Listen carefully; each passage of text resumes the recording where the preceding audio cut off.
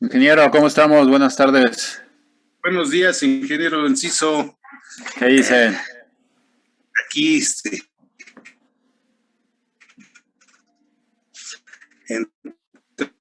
entrando porque tenía una llamada de última hora y No se preocupe, ingeniero, aquí andamos.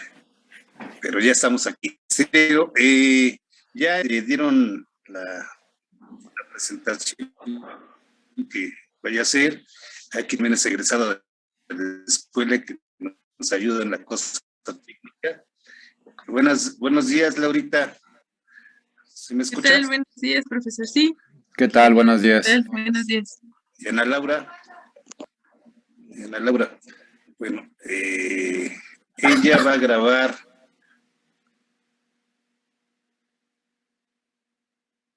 Está muy cortado el ingeniero, creo que, no sé si nada más soy yo o todos lo ven cortado por ahí. ¿Qué somos todos? Sí, creo que ya perdimos ahí al ingeniero Brito.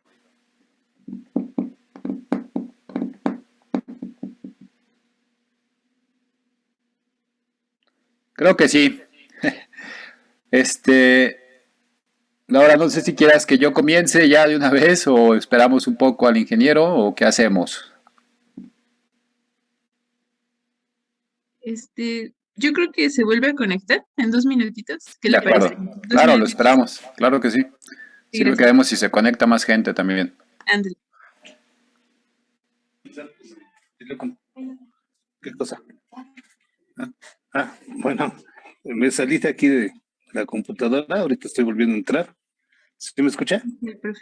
Sí, ingeniero, fuerte y claro. Ok, nomás dejen volver a entrar aquí en la computadora. Claro. Aquí el internet nos anda fallando. Entonces, en un minuto estamos aquí en la sesión. Esperamos que entren más jóvenes. Son 2 grupos los que tenemos, de 30 alumnos cada grupo. Algunos no iban a poder entrar porque trabajan, pero son los menos. La mayoría van a estar aquí y los que no puedan entrar hoy, por eso es se va a grabar. Grabación. Sí, pues permítame que no me está dejando entrar. Voy a tratar de entrar en otra computadora.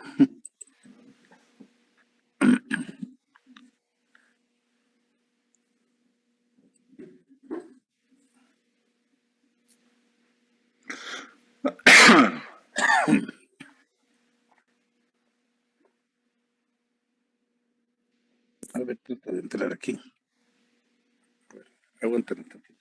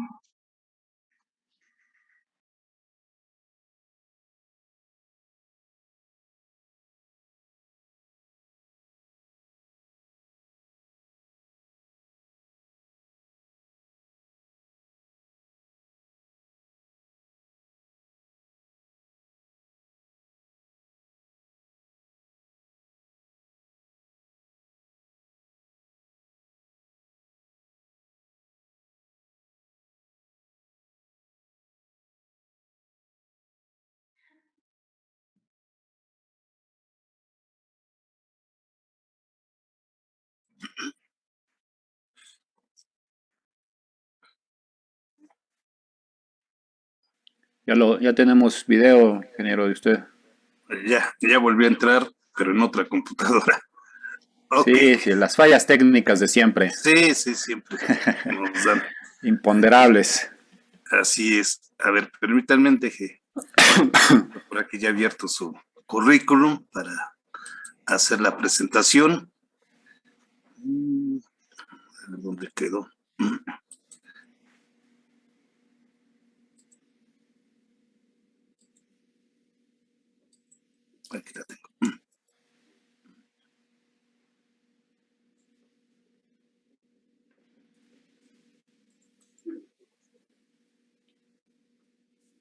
Ya da gusto ver que ya son muchísimas las compañeras que se inscriben en las carreras de ingeniería, ¿no? No se acuerdan, en nuestros tiempos era prácticamente nulo la participación femenina en las carreras de ingeniería, ¿no?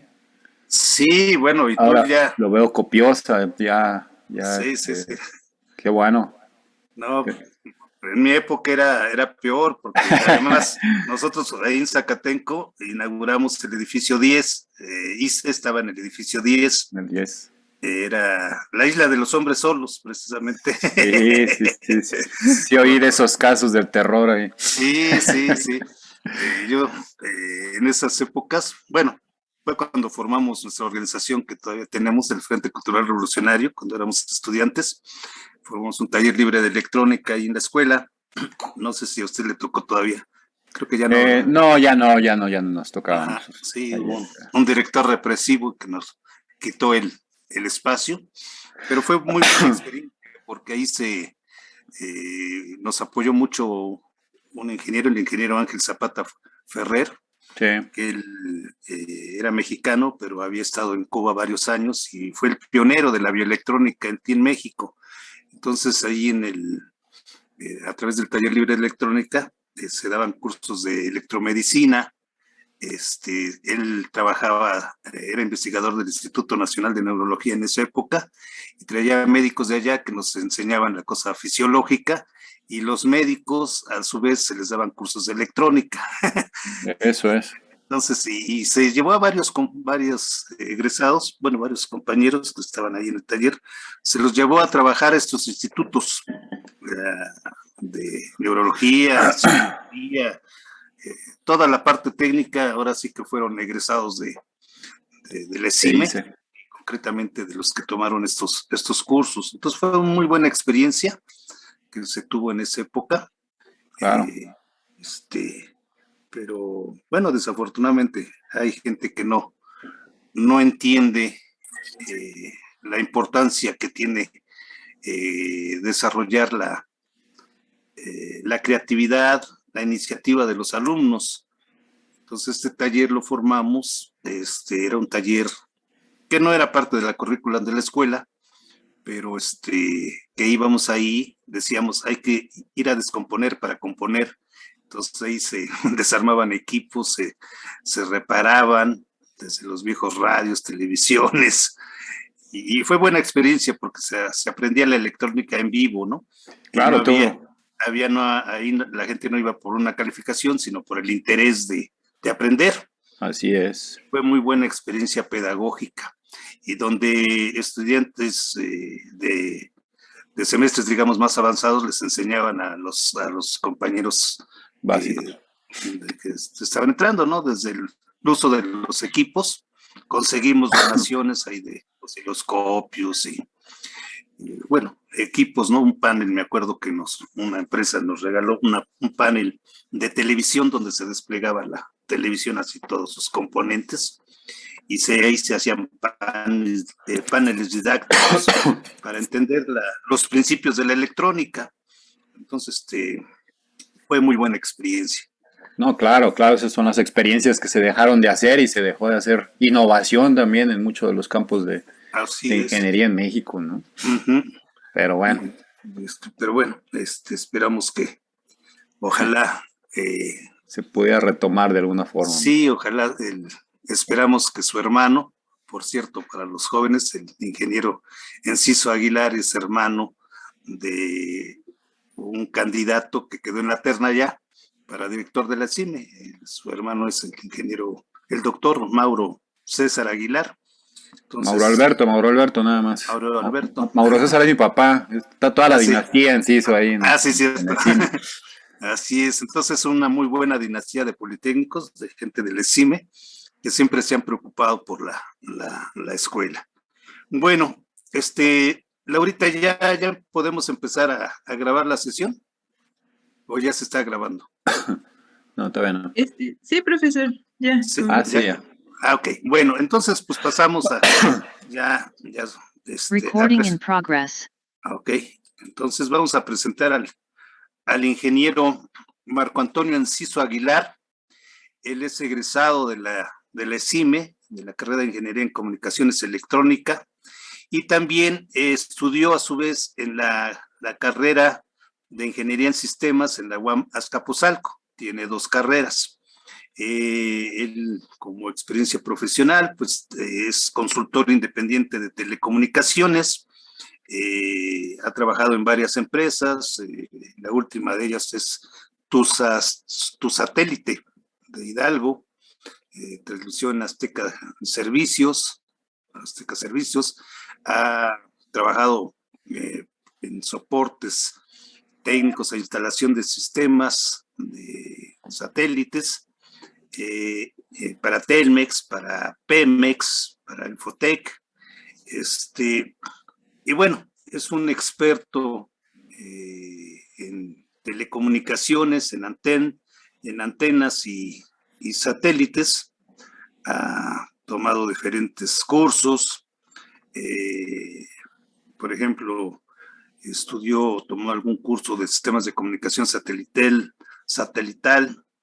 el sistema Gilat 360 en Tel Aviv, allá en Israel. Es correcto. Bueno, en Israel ha tenido varios cursos, y análisis de redes en Minneapolis, Minnesota, y así un sinnúmero de cursos que ha tomado, ¿sí? Ha dado seminarios y ponencias para aquí, tanto en México como en otros países, en Estados Unidos, en Argentina, en Brasil, en fin. Sería largo enumerar todas las actividades del ingeniero Marco Antonio, y le agradecemos de antemano que haya aceptado esta invitación para los jóvenes estudiantes del ESIME que están cursando el 5º semestre, y que concretamente estamos en la materia de radiadores electromagnéticos. Entonces, yo le pedí si nos podía dar esta clase magistral, que es sobre sistemas de comunicación satelital, principios y aplicaciones. Estoy viendo el título. Pues ya no hacemos más preámbulo, iniciamos. Nomás sí les pediría a todos los ponentes primero que cierren sus micrófonos, ya saben cuál es la mecánica, pero que al final de su intervención, de su ponencia, hagan todas las preguntas que crean pertinentes hacerle, ¿no? Hay que aprovechar al máximo al ingeniero. No todos los días tenemos un ponente de esta calidad, y sí les pido a todos que participen. Acuérdense que en nuestra clase siempre es muy importante la participación, y la participación va desde las preguntas, ¿sí? que puedan hacer ustedes. Adelante, ingeniero Marco. Bueno, pues muchísimas gracias. Primero que todo, bienvenidos todos. Para mí un gran orgullo poderles dar esta plática a compañeros del alma mater, ¿no? del Instituto Politécnico Nacional de la ESIME, de la gloriosa ESIME Zacatenco. Son de Zacatenco, ¿verdad? Todos. Sí, eso es. Así es. Así es. Bueno, pues yo no he tenido la dicha de ser profesor como tal. He dado allí algunas asesorías, algunos seminarios, algunas pláticas como tal, ¿no? Esta no quisiera que la viéramos como una clase, sino como una plática sobre lo que son los sistemas de comunicación satelital, que estamos viviendo como una de las grandes transformaciones de las telecomunicaciones a nivel mundial, ¿no? Que es el 5G, y las redes satelitales van a jugar un papel relevante en este cambio generacional de tecnología. Ustedes ya han oído hablar, por supuesto, de lo que es el 5G y todo lo que implica. Entonces, las redes satelitales van a ser de manera inherente, van a llevar a cabo ese cambio, esa transición hacia la nueva tecnología, hacia la nueva plataforma del 5G.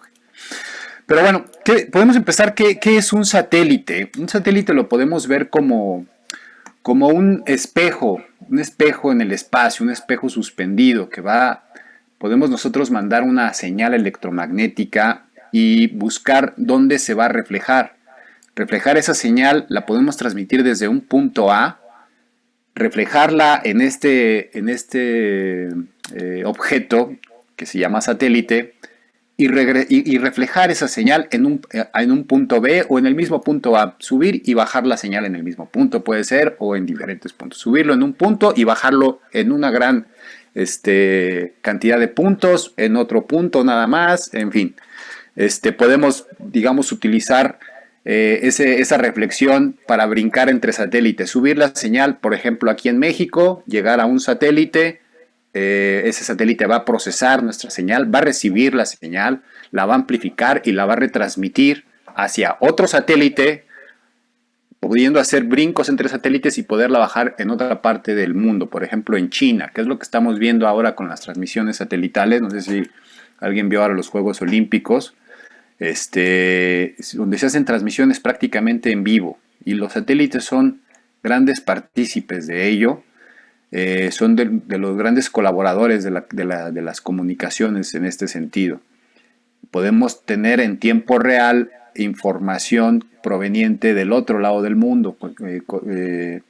Es un evento que por cualquier otro medio, digamos por fibra o por microondas, sería un poco más complicado de realizar. El satélite lo hace de manera inherente. Yo subo la señal donde yo quiera y la puedo bajar en cualquier otra parte del mundo sin mayor problema. Ese es, digamos, a grosso modo lo que es un satélite. Lo podemos ver como un espejo gigante, una antena gigante que va a recibir y retransmitir la señal, ¿no? El enfoque de la plática de hoy va a ser un poco sobre esto. ¿Qué son los satélites y qué diferencia hay? Y nos enfocamos un poco en las antenas y los tipos de antena que utilizan. Lo que les comentaba aquí, los satélites se caracterizan principalmente por tener beams o manchas de cobertura. En esta primera imagen podemos ver, yo voy a transmitir, digamos, desde una estación terrena que está en cualquier parte de estos puntos que están cubiertos, de toda esta cobertura. Puedo subir con una antena una señal y la puedo bajar en cualquiera de estas zonas, cualquiera. Va a depender el tipo de antena y el diámetro de antena que utilice, dependiendo de la potencia que va a estar radiando el satélite. Estas, digamos, son las manchas de cobertura típicas que hasta el día de hoy se utilizaban en los satélites. En la actualidad, la migración y la tecnología va enfocada a utilizar manchas o beams que se llaman spots. Estos se llaman wide beams, que quieren decir pues beams anchos. Y estos son spot beams. La diferencia fundamental, como pueden ver, es que ahora son coberturas mucho más pequeñas. Ahora tenemos coberturas circulares muy pequeñas, muy concentradas. La ventaja que nos va a dar esto es que vamos a tener antenas receptoras más pequeñas y velocidades de transmisión más grandes. Típicamente, enlaces satelitales comunes en este tipo de coberturas van a alcanzar velocidades de 5 megas, 10 megas en enlaces muy rápidos. Acá vamos a poder tener enlaces de 30, 40, 50. Ahorita vamos a platicar un poco más de lo que viene. Vamos a tener enlaces hasta de 400 megabits. Enlaces muy, muy rápidos. Prácticamente ya enlaces de velocidad de fibra óptica ya en el espacio, ¿no? Todo eso lo vamos a ir viendo poco a poquito, hacia dónde va la tecnología. Un poco de historia, ¿no? Vamos rápidamente con esta parte, a lo mejor esta es la parte más engorrosa, pero sí es importante conocer un poco de dónde viene toda la historia de la tecnología satelital. En 1945, el escritor inglés y divulgador de la ciencia, Arthur Charles Clarke, Él predijo después de la Segunda Guerra Mundial un sistema de comunicación global donde pudiéramos de alguna otra forma reflejar nuestras señales, reflejar una señal y poderla transmitir hacia un punto, de un punto A un punto B. Esta es la definición de lo que es un satélite, ¿no? Reflejar una señal electromagnética de un punto hacia otro. Y él se imaginó que podíamos poner en una constelación que iba a estar rotando ahí los satélites a una cierta altitud, y que íbamos a tener muchos satélites para podernos comunicar con todo el mundo. esa gran visión que tuvo este cuate hace más de 80 años, 70 años, pues fue lo que provocó, digamos, investigaciones tanto de los Estados Unidos como en ese tiempo la URSS, la Unión Soviética, de la era espacial, y empieza lo que es la era espacial, querer conquistar el espacio, llegar a la Luna, tener satélites, viajar al espacio. Empieza, digamos, de alguna u otra forma, una guerra entre esas dos grandes potencias en la época de la posguerra. Y así los Estados Unidos en 1951 empiezan a hacer pruebas de reflejar señales en la Luna, utilizando a la Luna como un satélite pasivo. Esto es simplemente reflejar la señal. Hagan de cuenta que ustedes pueden subir un espejo, mandan una señal y reflejan la señal, reflejan la imagen o reflejan un haz de luz, un láser, por ejemplo, ¿no? Fueron las primeras pruebas que empezaron a hacer los Estados Unidos. Obviamente las desventajas de los satélites pasivos es de que la señal llega distorsionada, ¿no? No llegan, digamos, si ustedes empiezan a transmitir colores, no llegan los mismos tonos. Entonces se requiere algo más efectivo, como los satélites activos, que es lo que actualmente se tienen. A partir de 1962 se lanza el primer satélite activo, ¿no? El primer satélite que se lanza, el primer satélite pasivo que se lanza en el mundo es el Sputnik. Vean el tamaño que tiene y la forma que tiene. La superficie el principio era para reflejar. Lo que hacía el Sputnik realmente fue un truco, ¿no? La gente decía, no, pues vamos a transmitir la señal. Lo primero que hizo el Sputnik fue, él llevaba información dentro de esta cápsula. Y lo que hizo fue, desde el interior, desde aquí, empezó a mandar información hacia la Tierra. No funcionó como tal. Las primeras pruebas de Sputnik no funcionaron como reflejo de la señal. No llegaba la señal por aquí y la reflejaba, sino que desde aquí transmitía una señal previamente cargada, ¿no? Las segundas pruebas que se hicieron sobre el Sputnik sí hicieron el efecto de reflexión de una señal. Esos, digamos, eran satélites pasivos, reflejaban nada más la señal, pero tenían pérdidas. Después Estados Unidos, bueno, eso fueron los rusos en 1957, y los rusos 3 años después crean este mega monstruo, el ECO 1. Vean nada más el tamaño que tenía. Era una esfera también con superficie reflejante. Y también el único efecto que tenía era mandar señales y reflejarlas. Así empezaron a funcionar los satélites en todo el mundo. Otras compañías empezaron ahí a hacer pruebas de mandar satélites, los chinos, varios países, Alemania no se quería quedar atrás. Y todos se basaban exactamente en lo mismo. Satélites reflejantes, satélites pasivos. En 1962 ya se lanza el primer satélite activo. Es el primer satélite que no tiene nada que ver con el gobierno. Bueno, sí tiene que ver, tiene acciones de gobierno, tiene ingresos del gobierno, ¿no? Recursos del gobierno, pero también ya la iniciativa privada se da cuenta de que va a ser una gran ventaja contar con satélites. AT&T es uno de los primeros visionarios en este sentido. Y lanzan el primer satélite comercial, digamos, el Telstar, ¿no? El Telstar 1, que ya es un satélite activo, que lo que está haciendo es cacha las señales, las procesa de alguna forma y las retransmite. ¿Cuál es la ventaja de estos satélites? Que obviamente ya no tenemos ese nivel de pérdidas. Si yo mandaba un hola al espacio, en los satélites pasivos a lo mejor llegaba un hola sin H del otro lado.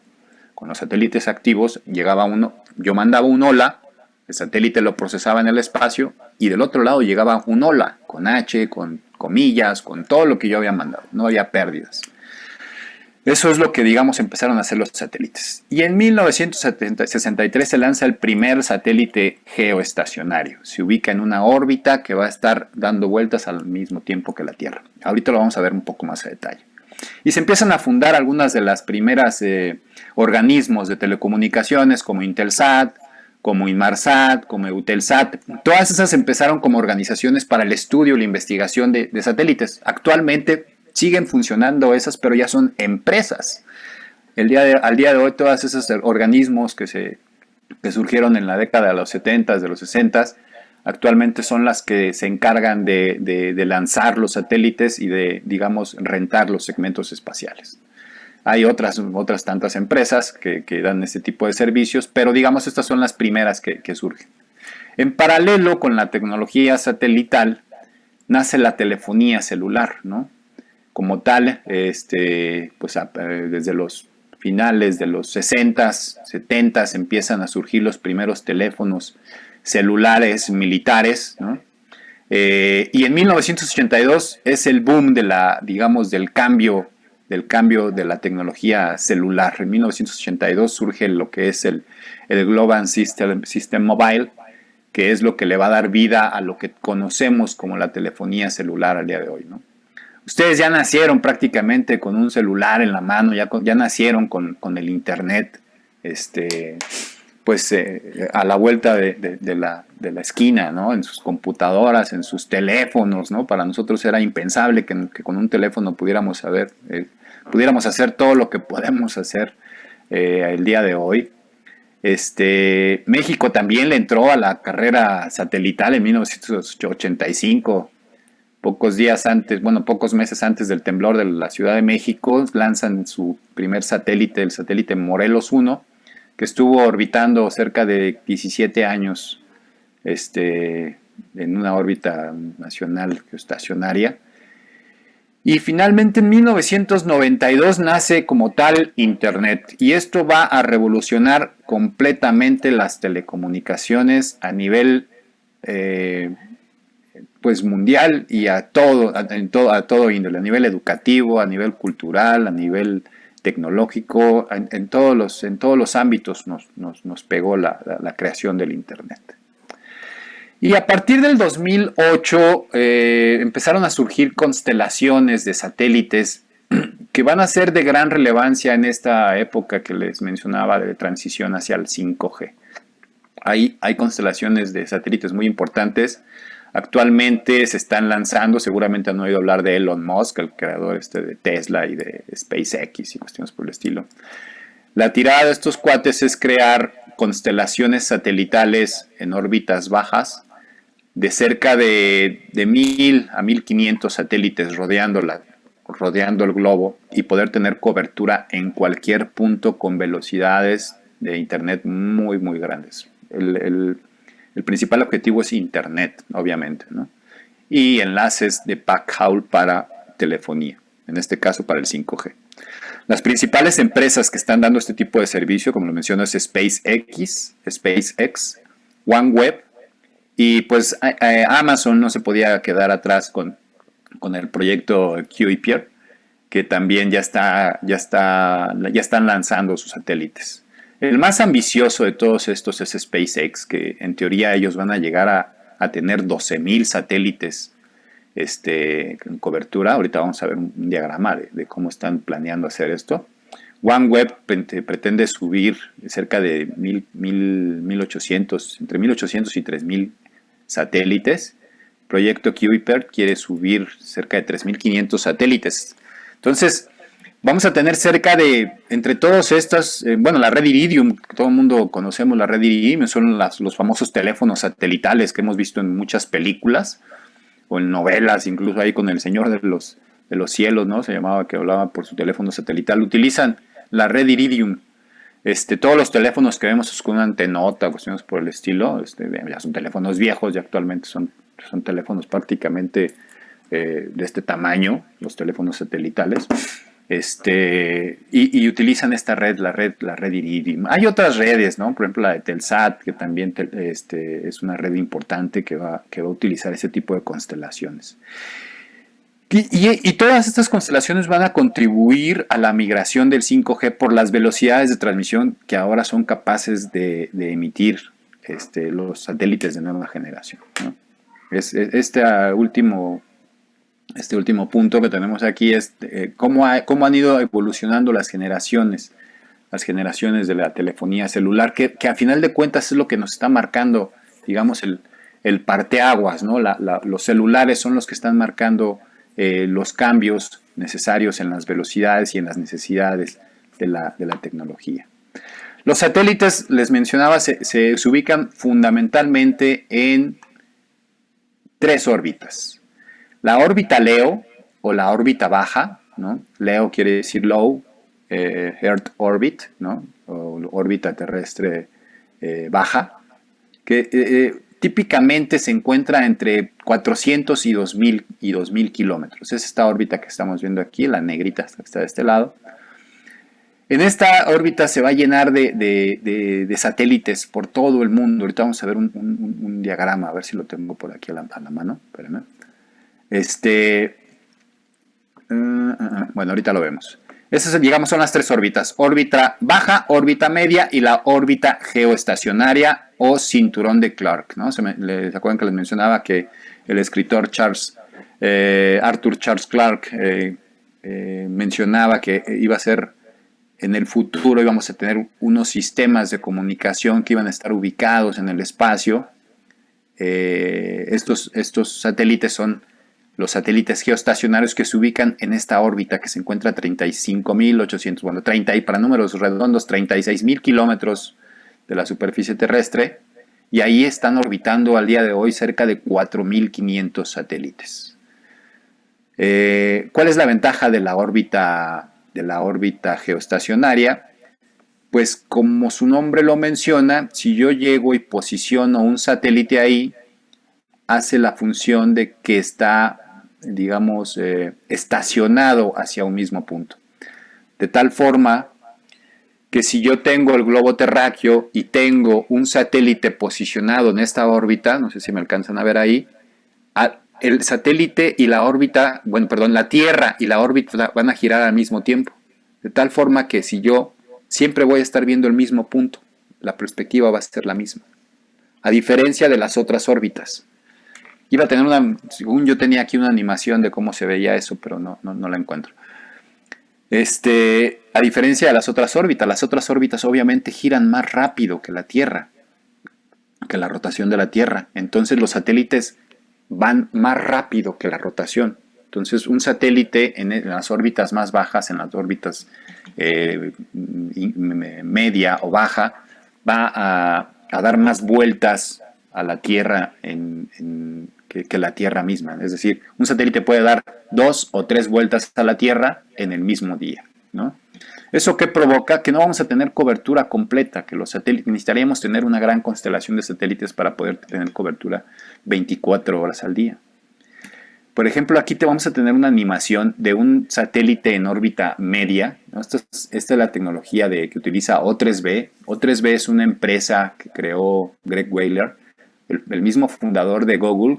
Se metió a la parte satelital y crea O3B, que significa a grosso modo Other 3 Billion. La tirada de este cuate era ofrecer internet a los otros 3.000 millones de personas en el planeta que no tienen cobertura. Ese es el sueño de Greg Wheeler, que todo el mundo podamos tener cobertura. No se preocupa si comemos o no, él se preocupa porque tengamos internet, ¿no? Esa es, digamos, su idea fundamental de aportación que pueda hacer al planeta. Entonces, ¿qué es lo que les digo? El satélite llega y se engancha hacia una de las estaciones, pero el satélite va más rápido que la rotación de la Tierra. Entonces, obviamente vamos a dejar de tener cobertura. Llega otro satélite y se engancha a otra antena, pero estas dos antenas están casadas a un mismo sistema. Es decir, yo aquí atrás puedo tener una computadora. Estas dos van enganchadas, solitos, van por un hub y las dos van al mismo sistema. De tal forma que yo puedo tener información 24 horas al día. Actualmente este sistema de O3B creo que tiene 12 satélites, ya está por lanzar otros 4, va a tener 16, en total van a ser 24 satélites que van a estar rotando.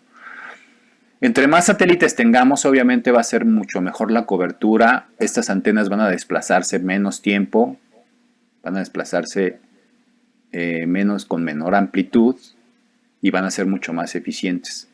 Al día de hoy ya se está utilizando esta tecnología, por ejemplo, en cruceros, en los cruceros Caribbean, que ya han oído comerciales de ellos, se utiliza ya este tipo de tecnología. Esta tecnología puede alcanzar velocidades de hasta 200, 300 megabits por segundo, que son velocidades muy, muy altas para términos de satélite. Entonces, los satélites, todos estos satélites, si los ven dorados, pues sí, están hechos con materiales de oro, tienen recubrimientos de oro para poder soportar las temperaturas en las que están posicionados por la órbita que utilizan, que es la órbita media, ¿no? La órbita media está alrededor de 22.000 kilómetros de altitud, ¿vale? Esto es, digamos, un ejemplo. Otro sistema que utiliza mucho la órbita media es el famoso GPS, el Sistema de Posicionamiento Global. Es un sistema compuesto por 24 satélites en el espacio, alrededor de 20.000 kilómetros de altura. En realidad son entre 31 y 35 satélites los que están orbitando, pero solamente 24 están activos de manera simultánea. Esto es que podemos estar en la comunicación, bueno, ¿cómo se lleva a cabo? Hay comunicación entre cada uno de estos satélites para poder mandar la información precisa de la ubicación de un lugar que lo requiera. Si ustedes, casi todos tenemos un teléfono inteligente y ahí podemos ver mapas, por ejemplo, y nos puede dar la ubicación precisa de altitud, latitud y longitud de dónde nos ubicamos. Y esto es gracias a los GPS. El GPS te va a rebotar una señal y te va a indicar por medio de triangulación con otros satélites en qué posición geográfica te encuentras. Con una gran exactitud. Todo depende de tu teléfono. Y aquí vienen ya ahora sí los satélites LEO, que es la tendencia hacia dónde va la tecnología satelital. Las constelaciones de satélite es invadir el espacio con satélites en órbita baja. Déjenme compartirles otra pantalla que tengo aquí. Es esta. No es esta, perdón. Voy a compartir aquí otra pantalla. Es esta. Esta es, digamos, una animación de cómo están compuestos los satélites. Tanto les mencionaba que era de OneWeb y de Starlink. Actualmente OneWeb ya tiene todos estos satélites en línea. Vamos a hacer aquí un cambio en la forma en lo que se ve. Y esta es la cobertura que tiene al día de hoy OneWeb. Esto ya está en línea. Estos son los satélites que ya están disparados ahorita. Aquí pueden ver de manera activa cómo van a cubrir de alguna forma ciertas regiones, ¿no? Digamos, son los satélites de OneWeb. Actualmente OneWeb tiene cerca de 250 satélites en el espacio. Pero el proyecto realmente más ambicioso al día de hoy es Starlink. Starlink ya tiene prácticamente una cobertura global. Fíjense cómo cada circulito que ustedes están viendo es un satélite.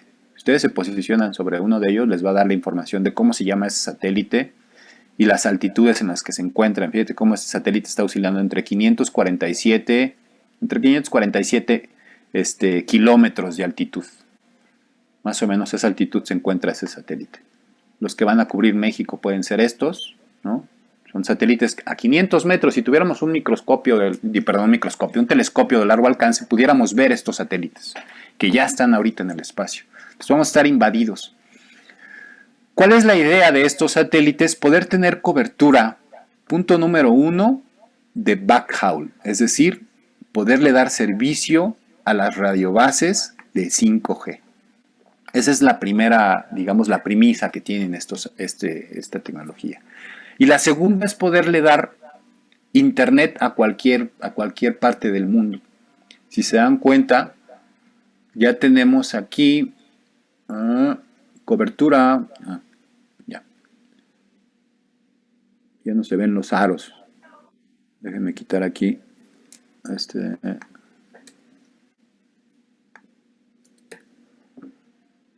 Vamos a ver los aros otra vez. Como pueden ver, por ejemplo, en México ya tendríamos cobertura total con esta tecnología. Tendríamos que comprar nuestra antenita, una antena de 50 centímetros de diámetro, como las de Dish, como las de Sky, instalarla y pagar el servicio como si fuera nuestro celular. Y ya con esto podríamos nosotros replicar la señal, poner una radio base y darle servicio a nuestras comunidades, darle servicio de telefonía, dar servicio de internet, etcétera, etcétera. Con velocidades que pueden llegar hasta 400 megabits por segundo. Eso es lo que viene ya a la vuelta de la esquina. En México esta tecnología ya pueden ustedes apartarla. Tiene un costo creo que de $99 mensuales. Tienen que comprar el kit como de, híjole, creo que cuesta 500, entre 500 y $1000 cuesta el equipo, y por $99 mensuales pueden tener este sistema de comunicación. Obviamente, pues ustedes lo pueden comparar contra un Total Play, contra un enlace terrestre, y es muy, muy caro, ¿no? Pero imagínense que ustedes vivan a mitad de una comunidad donde no hay otro servicio más que satelital, y un enlace de este tipo con 400 megabits o con 100 megabits de velocidad, pues puede darle el servicio a toda la comunidad, a todo un pueblito, ¿no? Puede darle servicios de voz, de internet, de datos, etcétera. ¿Ah? O pues ya de internet de las cosas, ¿no? Que es lo que viene con esta tecnología.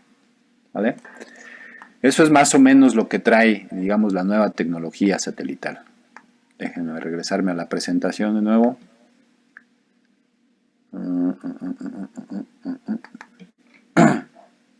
Aquí estamos. ¿Vale? Pues esos son, digamos, los satélites de órbita baja, que es lo que viene. Este es lo que les mencionaba de los satélites geoestacionarios. Aquí hay cerca de 4500 satélites estacionados que van dando el servicio hacia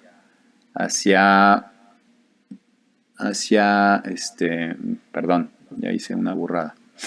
Miren, sí traigo ahí la animación de cómo funcionaría un satélite geoestacionario. Siempre estaría enfocado al mismo punto. Entonces, el satélite, la órbita del satélite y la Tierra giran a la misma velocidad, de tal forma que se vería como si el satélite está estacionado en esta órbita. La ventaja de esta órbita es que por las condiciones de gravedad no gasta tanto combustible, a diferencia de las otras órbitas. El satélite, digamos, lo podemos colocar aquí y por acción de la gravedad se va a mantener la mayor cantidad del tiempo sin moverse. Obviamente todos los satélites traen ahí combustible, motores y estos paneles solares para poder, digamos, de alguna u otra forma controlarlos si se llegan a salir de órbita. ¿Ah? Entonces así es como funcionan los satélites geoestacionarios, y se utilizaron por muchísimos años, ¿no? Desde 1962 y hasta la fecha, y se siguen lanzando satélites geoestacionarios al día de hoy y siguen teniendo una gran cantidad de usos. Perdón, regresamos. Y no les compartí la animación, ¿va? No vieron la animación. A ver, déjenme poner la animación esta. Aquí está. Esta es la animación de lo que les decía, de lo que es el satélite geoestacionario, creo que de la que no estaban viendo. El satélite gira a la misma velocidad que la Tierra. Entonces, como que siempre estamos viendo el mismo punto. Esta es la órbita geoestacionaria o el cinturón de Clark, donde se encuentran cerca de 4500 satélites el día de hoy. ¿Va? Las órbitas bajas, la órbita media se encuentra más o menos a esta altura, y la órbita baja más pegada hacia el globo terráqueo. ¿Vale? Muy bien. ¿Cómo van? ¿No se han aburrido todavía o ya están muy aburridos? No, Para nada. está Aquí bien. andamos. Aquí andamos. No se me duerman. Bueno, el espectro electromagnético es algo que ustedes ya han visto, que unos van a odiar y otros vamos a amar, ¿no? El espectro electromagnético lo que esencialmente nos dice es que a menor frecuencia de transmisión, menor la cantidad de información que podemos transmitir.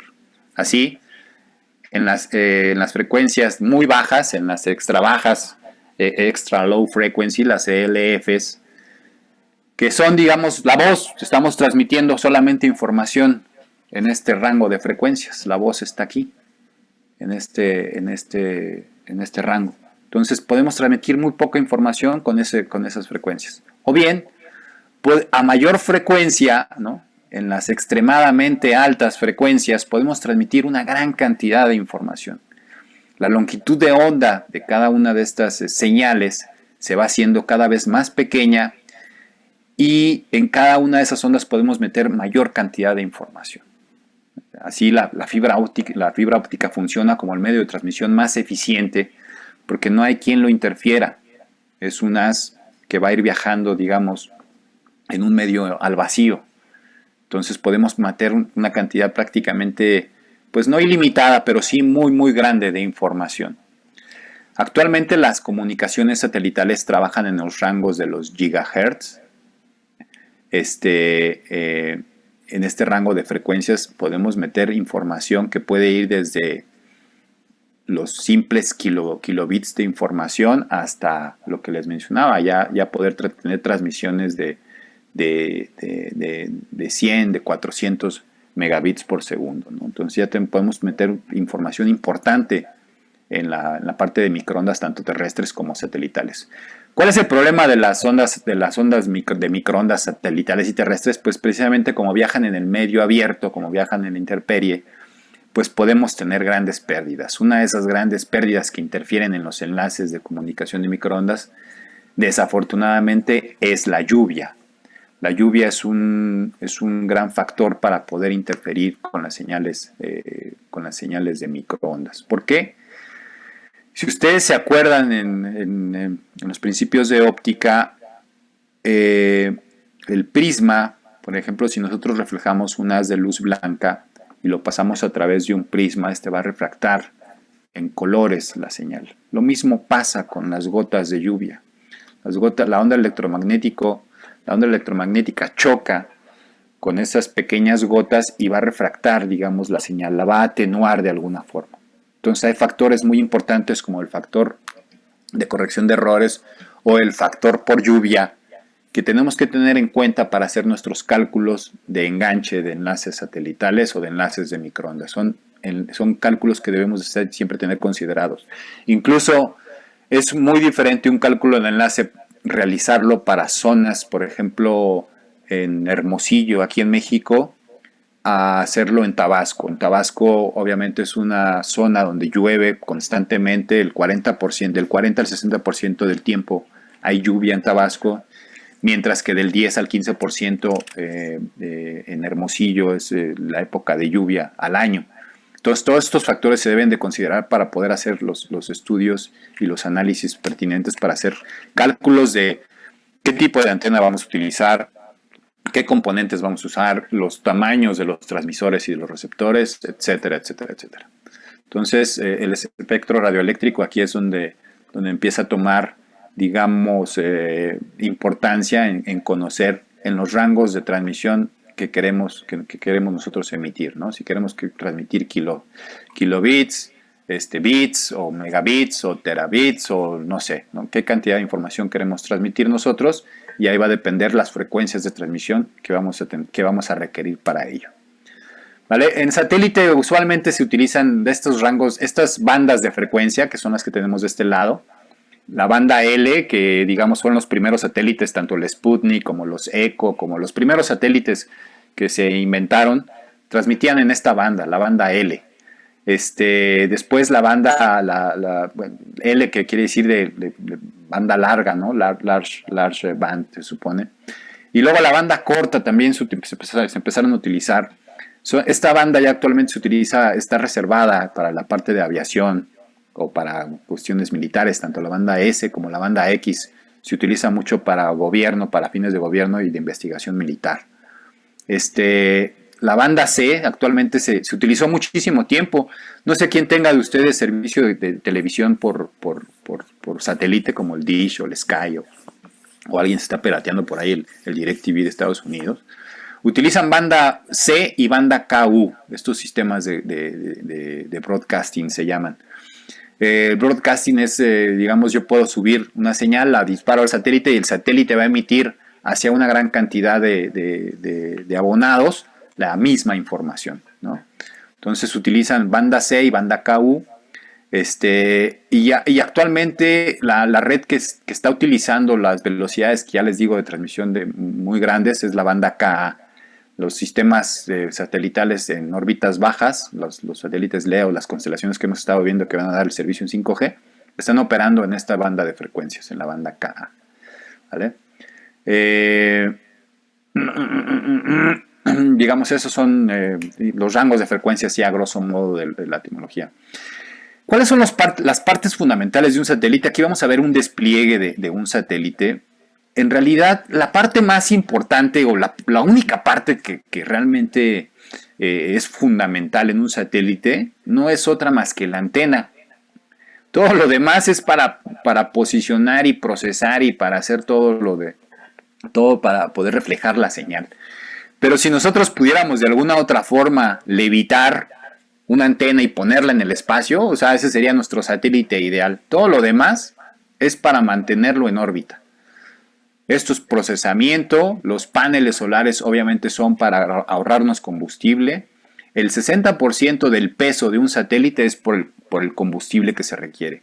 Se requiere el combustible para poderlo posicionar, para poderlo dejarlo en la órbita y para poderlo mover en dado caso de que llegue a haber alguna colisión, algún movimiento, ¿no? Ajeno al calculado. Los satélites geoestacionarios tienen un tiempo de vida de aproximadamente 15 años, más o menos. Los podemos dejar y ellos solitos van a estar ahí orbitando y de vez en cuando vamos a estar controlándolos desde acá para reposicionarlos en su misma órbita. A diferencia de los satélites LEO que van a tener un tiempo de vida de 10 años. ¿Cuál es la diferencia fundamental?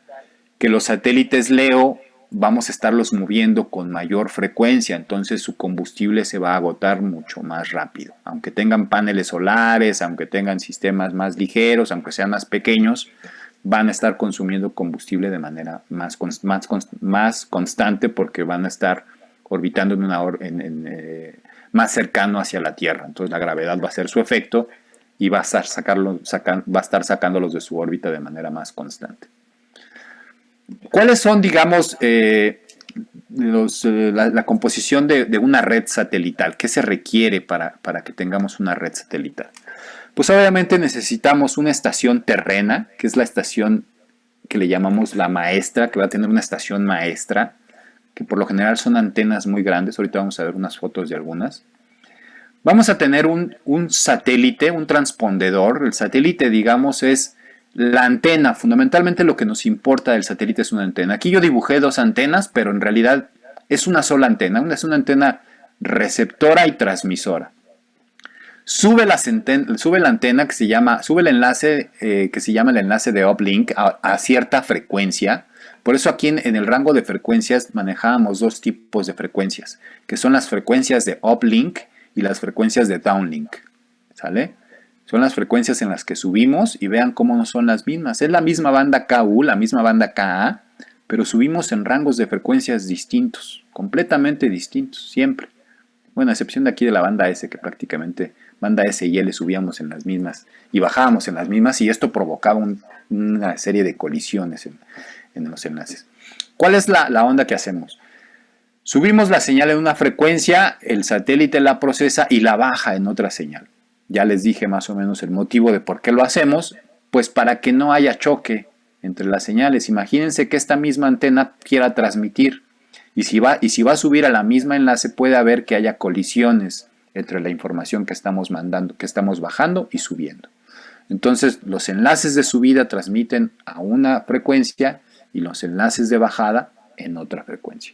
Eso es muy importante, ¿no? La conversión de frecuencias en el satélite es fundamental para poder utilizar y reutilizar las frecuencias en otras soluciones. La solución básica satelital es una conexión punto a punto. Yo subo una señal, me comunico al satélite y la bajo a otro punto. Hacer esto es extremadamente caro. Lo que es muy costoso en las redes satelitales es el segmento espacial. Estos son proveedores, ¿no? ¿Se acuerdan que les mencionaba que existía Eutelsat? En México existió hace tiempo lo que era Satmex, ahora se llama precisamente Eutelsat, está Intelsat, está CES, hay varias compañías que dan este servicio, que tienen satélites en el espacio y te rentan el segmento espacial. Un megahertz que te pueden rentar aquí arriba cuesta mínimo $1,000, un mega. Entonces, lo que hacemos los ingenieros en comunicaciones es optimizar al máximo ese megahertz. La comunicación más básica es tener un enlace 1 a 1. Ese se llama SCPC, Single Carrier per Channel, ¿no? Es un canal o una antena por canal. Ese megahertz lo voy a dedicar completamente a una transmisión entre dos puntos.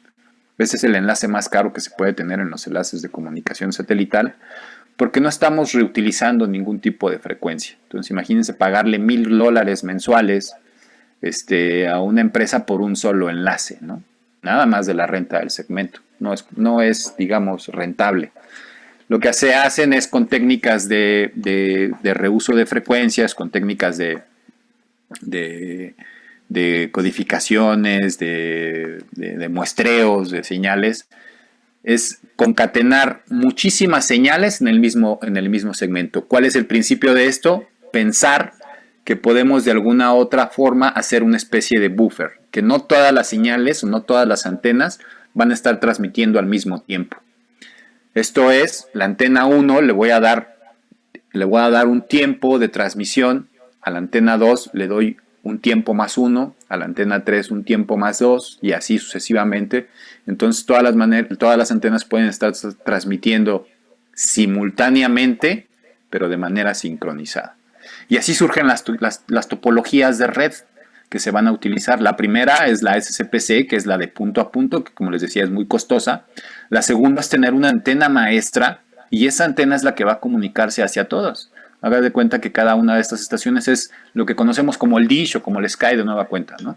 Cada uno de estos son abonados de este tipo de servicios o bien de datos. Aquí podríamos tener internet, aquí televisión, aquí podríamos tener voz, aquí videoconferencia, aquí banca y aquí, no sé, servicio móvil.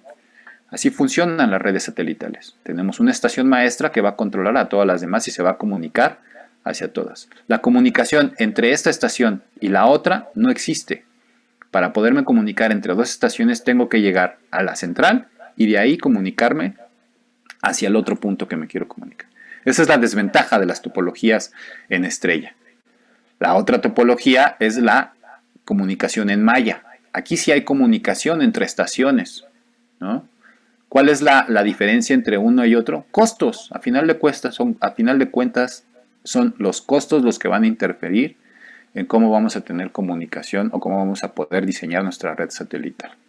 Y la más completa es una red mixta, donde vamos a tener estaciones en estrella, donde no vaya a ser necesario comunicarse entre ellas. Por ejemplo, vamos a pensar en Walmart, ¿no? Todos conocemos las tiendas Walmart. Walmart puede tener una en Tijuana, otra en Sonora, otra en Cancún. Pero aparte tiene oficinas corporativas en la Ciudad de México, en Guadalajara y en Monterrey. Con las con las tiendas no necesito comunicarme de manera intertiendas, digamos, ¿no? Pero sí necesito comunicarme entre los corporativos. Y es donde se utiliza este tipo de soluciones. Entre corporativos se comunican de manera instantánea y las tiendas se comunican hacia central, ¿vale? Esas son las topologías mixtas y las topologías típicas en una red satelital. Creo que el dibujito fue lo más claro que pude hacer. Lo pude haber hecho ahí por ejemplo, con este esquema, ¿no? Donde tenemos el telepuerto, nuestra antena maestra, tenemos el satélite y de ahí va a radiar hacia una comunicación en valla. Estas ya son una red de comunicación VSAT. VSAT quiere decir Very Small Aperture Terminal o estación terminal de muy poca apertura o de muy pequeña apertura, ¿no? Estas redes VSAT que surgieron alrededor de los 90s fueron típicamente utilizadas principalmente e inicialmente por la milicia. Los militares fueron los principales, los inauguradores de este tipo de redes. Hemos visto también en películas, ¿no? Como que de repente llega ahí un cuate con una mochila y avienta la mochila y sale de la mochila una antena y automáticamente se empieza a apuntar. No es tan alejada de la realidad. Hemos instalado antenas de ese tipo para la Sedena aquí en México. Las hemos capacitado en su uso. Esas antenas sí existen. Ojalá nada más la usaran los militares, pero también lo utilizan los otros bandos. Y son muy, muy eficientes porque realmente podemos tener comunicación en cualquier parte. En la selva, en el desierto, en cualquier lado donde haya cobertura satelital, vamos a poder tener internet, comunicación inmediata, ¿no? Instantánea. ¿Vale? Estas son las redes VSAT, son las redes, todas las redes que implican comunicación satelital, que utilizan una antena pequeña son redes VSAT, así las vamos a conocer. Very Small Aperture Terminal, es lo que significa redes VSAT. Aquí tenemos típicamente algunas de las terminales, por ejemplo, lo que les mencionaba, los satélites, los teléfonos satelitales al día de hoy ya tienen esta forma, ya no son esos telefonotes que vemos en las películas. Por ejemplo, aquí estamos viendo un módem de Dish, ¿no? Estos son los dispositivos que ya nos van a hacer la interfaz entre nivel IP y radiofrecuencia. La idea de estos equipos es convertir nuestras señales de radiofrecuencia a señales entendibles. En este caso, la señal la convertimos en voz. En este caso, aquí, acá, la convertimos en señales IP, ¿no? Para conectar a una computadora. Aquí lo transmitimos en video. Y este es un GPS, ustedes ya no conocieron, creo que estos aparatos, pero son lo que traen en los teléfonos, todos los teléfonos inteligentes que tenemos, ya traen incluido un sistema GPS. Antes teníamos que comprarlo aparte, el aparato, todavía se venden, por ejemplo, para aplicaciones de mediciones de tubería de Pemex, hemos instalado GPS independientes para no estar dejando un teléfono. Por ejemplo, es un GPS que se puede dejar a la intemperie sin ningún problema, es contra agua, contra polvo, contra lo que no es contra ladrones, porque ya nos han robado varios. Y se deja ahí el sistema y va mandando señales hacia otro sistema de comunicación, hacia una antena, y ese va recopilando información sobre la cantidad de gas que va pasando sobre un ducto de Pemex, ¿no?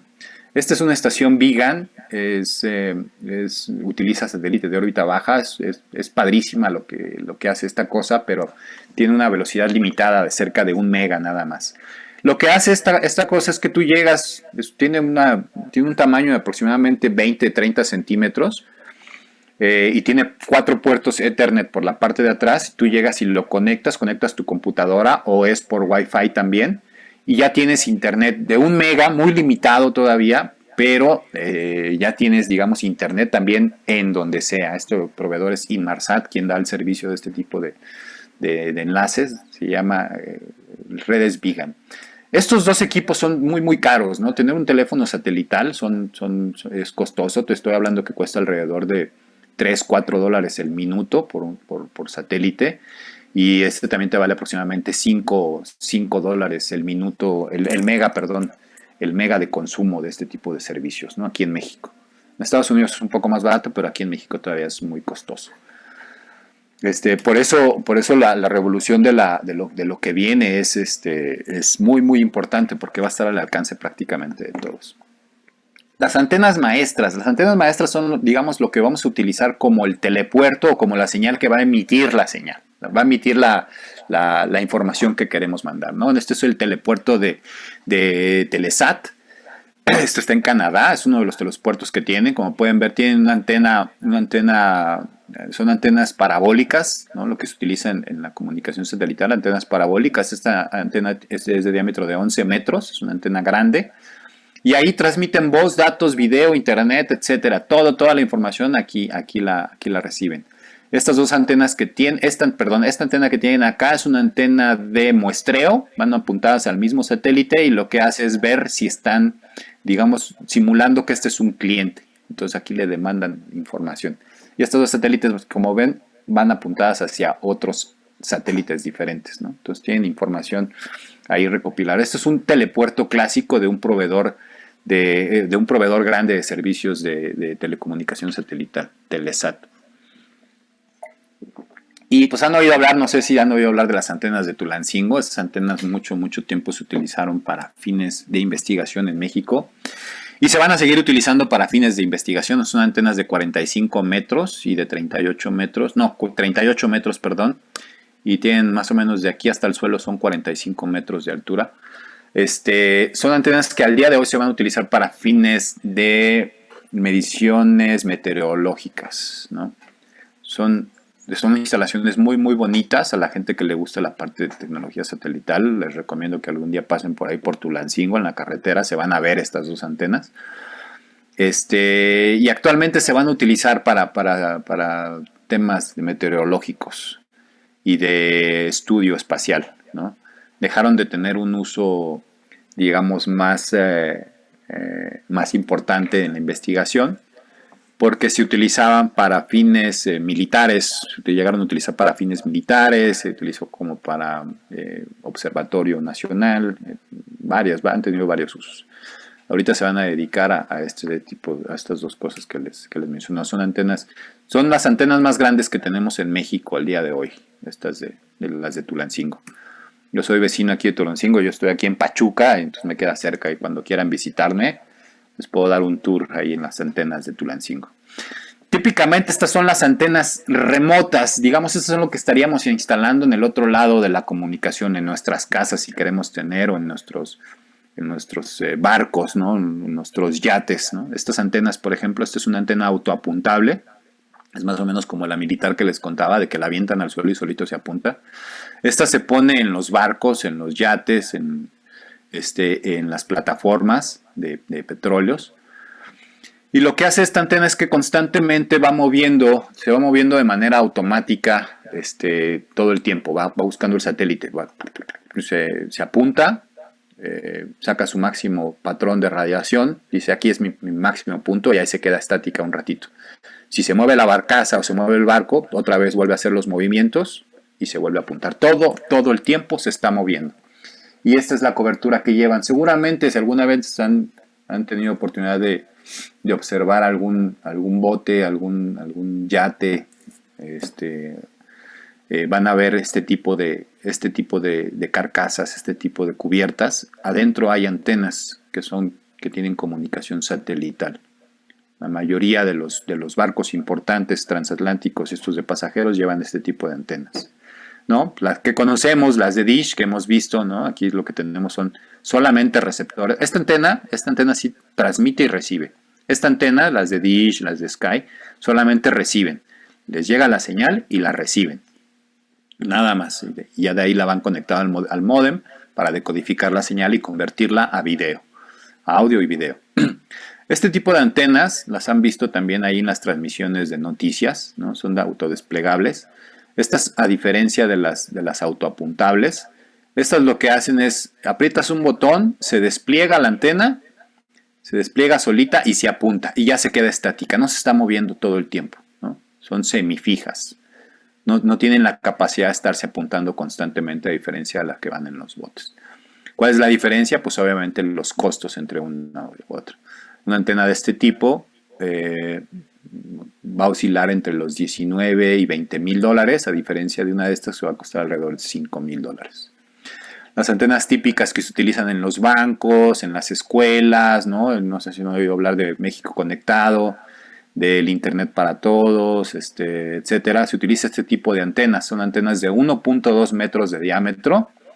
Tienen un costo aproximado de $1,000 toda la estación. Llevan un transmisor y un receptor, un LNB. El transmisor le llamamos BOC. Y el LNB, ¿no? que quiere decir Low Noise Block o bloque de bajo ruido. Y que son filtros a final de cuentas. El transmisor obviamente sí es un elemento activo. Va a convertir la señal y la va a amplificar para poderla transmitir hacia el espacio. Y el receptor es un elemento pasivo, que lo que se encarga prácticamente es un filtro, perdón, un filtro de frecuencias para poder purificar la señal que estamos recibiendo. Seguramente ustedes ya no conocieron ese tipo de perdón. Este tipo de antenas son las antenas parabólicas. Por ahí el ingeniero Brito nos puede platicar más sobre este tipo de antenas. Aquí se robaban las señales de los satélites, ¿no? Aquí era en nuestro tiempo lo que ahora es el Dish, el Sky. Entonces llegaba un sistema de satélites y con estas antenas, todavía hay muchas azoteas que van a ver estas antenas, pero ya no están en uso. Y con estas antenas podíamos recibir señales de televisión de cualquier parte del mundo. Era un sistema complejo porque había que subir a apuntar la antena y moverle.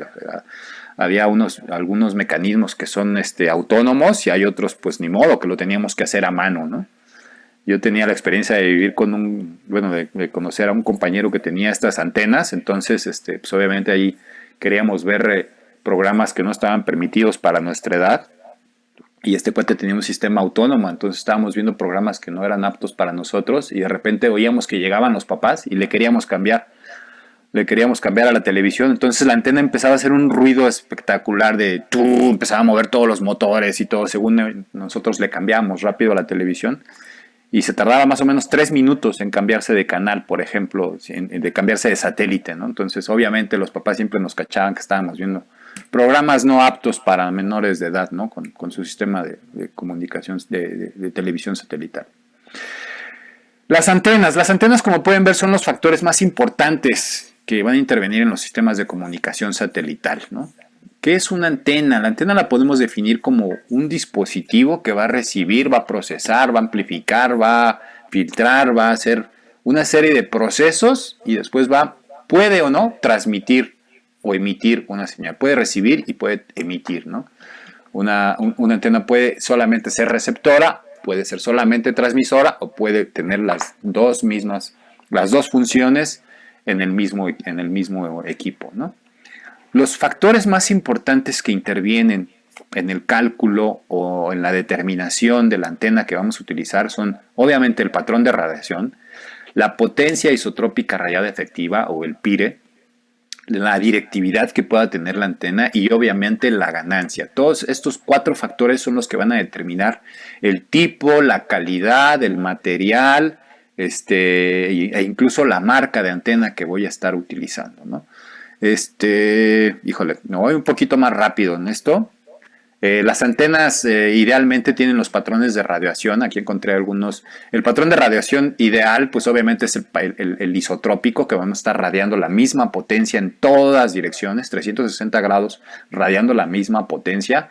Obviamente esto para fines prácticos no es, digamos, lo ideal, ¿no? Imagínense que yo quiero estar teniendo esto, por ejemplo, para Wi-Fi sería ideal, ¿no? Tener un punto central y poder radiar de manera circular en la misma potencia hacia todas direcciones sería perfecto, ¿no? Pero imagínense que yo quiero radiar solamente la casa de mi novia que está a 2 cuadras de mi casa.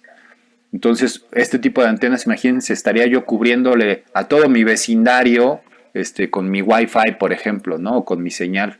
Entonces, para eso utilizamos antenas directivas o antenas de dirección, donde nosotros vamos a apuntar la antena hacia el sentido donde queremos estar haciendo nuestra radiación, ¿no? Y las antenas omnidireccionales, que van a tener realmente el sentido de dirección que nosotros le estemos dando el enfoque, ¿no? Hacia arriba, hacia abajo. ¿Por qué se utilizan las antenas de tipo parabólica? Porque la parábola tiene la gran propiedad de reflejar las señales y mandarlas hacia su centro o hacia su foco, Si yo reflejo ondas electromagnéticas, no llega la onda y se refleja en el mismo sentido. Llega y se refleja hacia un foco. Entonces toda la información se va a concentrar en el foco. Por eso se utilizan la forma parabólica para la transmisión de señales de microondas, en este caso satelitales. La de foco primario, la antena parabólica de foco primario, tiene exactamente en el centro tiene, digamos, el concentrador donde va a estar la información. Ahí va a estar nuestro receptor y transmisor. Aquí se coloca. Las antenas satelitales actuales, las más comunes a nivel de estación remota que se ponen en nuestras casas, son de este tipo, las de offset, que van un poco inclinadas y por practicidad el foco no está exactamente en el centro, sino se encuentra un poco desplazada, ¿no? Vean la forma que tiene la antena y eso le da la propiedad de que se concentre en un punto diferente del centro. Y las de ganancia de cross, ¿no? Las antenas parabólicas, que son, digamos, las que se utilizan más en la parte de antenas maestras, que son las Cassegrain. Estas antenas tienen una pequeña antena subreflectora. Tienen el reflector principal, que es la parábola, y tienen otra pequeña parábola en el centro. Y esta va a reflejar toda la señal hacia una guía de onda. Vamos a ver si aquí en la antena maestra esta que tenemos aquí, Fíjense, este es aquí lo que les mencionaba. Está la parábola y esto que aquí es el subreflector. Esto que está aquí adentro. Esto va a provocar que todas las señales lleguen, choquen en el subreflector y se metan a este cañón que está aquí. Aquí adentro hay una guía de onda y esa es la que va a final de cuentas transmitir la información. Esos son, digamos, los tipos de antena que tenemos en las comunicaciones satelitales.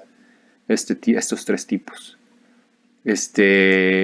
Son las que principalmente se utilizan y de ahí podemos hacer una gran derivación de cálculos de enlace. Viendo qué frecuencia, qué frecuencia vamos a utilizar, qué banda vamos a utilizar, si va a ser KA, si banda C, si banda L, dónde va a estar ubicado nuestro telepuerto. Todos los factores intervienen para poder hacer nuestros cálculos de antenas, ¿no? Ya si después hay tiempo podríamos platicar un poco más de cómo se hacen estos tipos de cálculos. ¿Por qué utilizar los satélites? Bueno, el satélite pues, rápidamente lo podemos desplegar, ¿no? Es mucho más rápido que desplegar la fibra óptica o que poner radiobases, ¿no? Imagínense cuánto tiempo me voy a tardar en poner una radiobase y montarle antenas y todo eso, ¿no? Yo puedo llegar con una antena VISAT, la de 1.2 metros, de 70 centímetros, de 80 centímetros, de 96 centímetros, que son los tamaños estándares, la coloco, la configuro, apunto mi antena y automáticamente ya voy a tener internet. Para casos de desastres naturales, hemos estado nosotros participando en muchísimos de los desastres naturales, instalando sistemas de comunicación satelital para poder ofrecer servicios inmediatos de voz, de telefonía, de servicios de reporteo, ¿no? Para las televisoras, ¿no? Nos han contratado para poder tener este tipo de enlaces de comunicación. Entonces, hay algún desastre natural, rápido vamos con un enlace, lo montamos y ya puedes tener salida hacia el mundo exterior, ¿no? Lo hemos hecho en prácticamente toda la República Mexicana y hemos visitado ya también algunos países como Guatemala, Honduras, El Salvador, Perú, Haití, ofreciendo este tipo de soluciones, ¿no?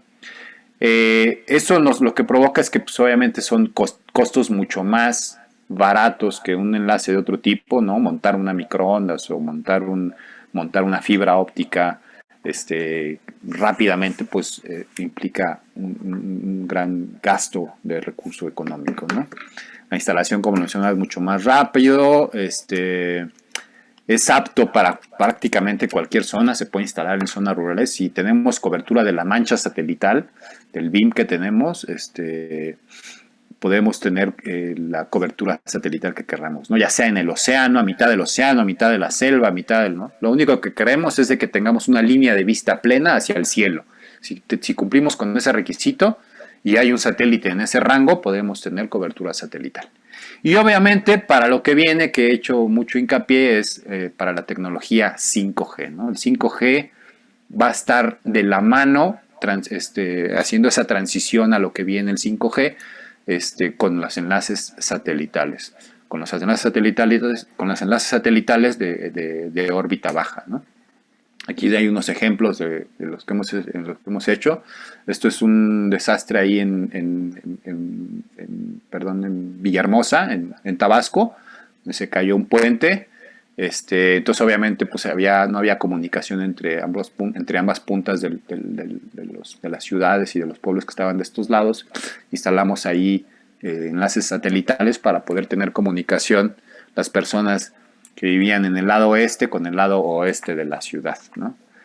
Creo que fue en Hermosillo hace algunos años también, o en Baja California, no me acuerdo dónde fue esa foto. Lo mismo, ¿no? Pasó un huracán ahí, hubo un desastre, se quedaron sin banco. Uno de los bancos que estuvo allá nos llamó y pusimos ahí unos enlaces satelitales y fue el único banco que estuvo operando por una semana, por lo menos 15 días fue el único banco. Y fue muy importante que ese banco estuviera operando porque gracias a ello se pudo reactivar un poco más rápido la economía ahí en la zona. Estas dos fotos son de una mina que está en Durango.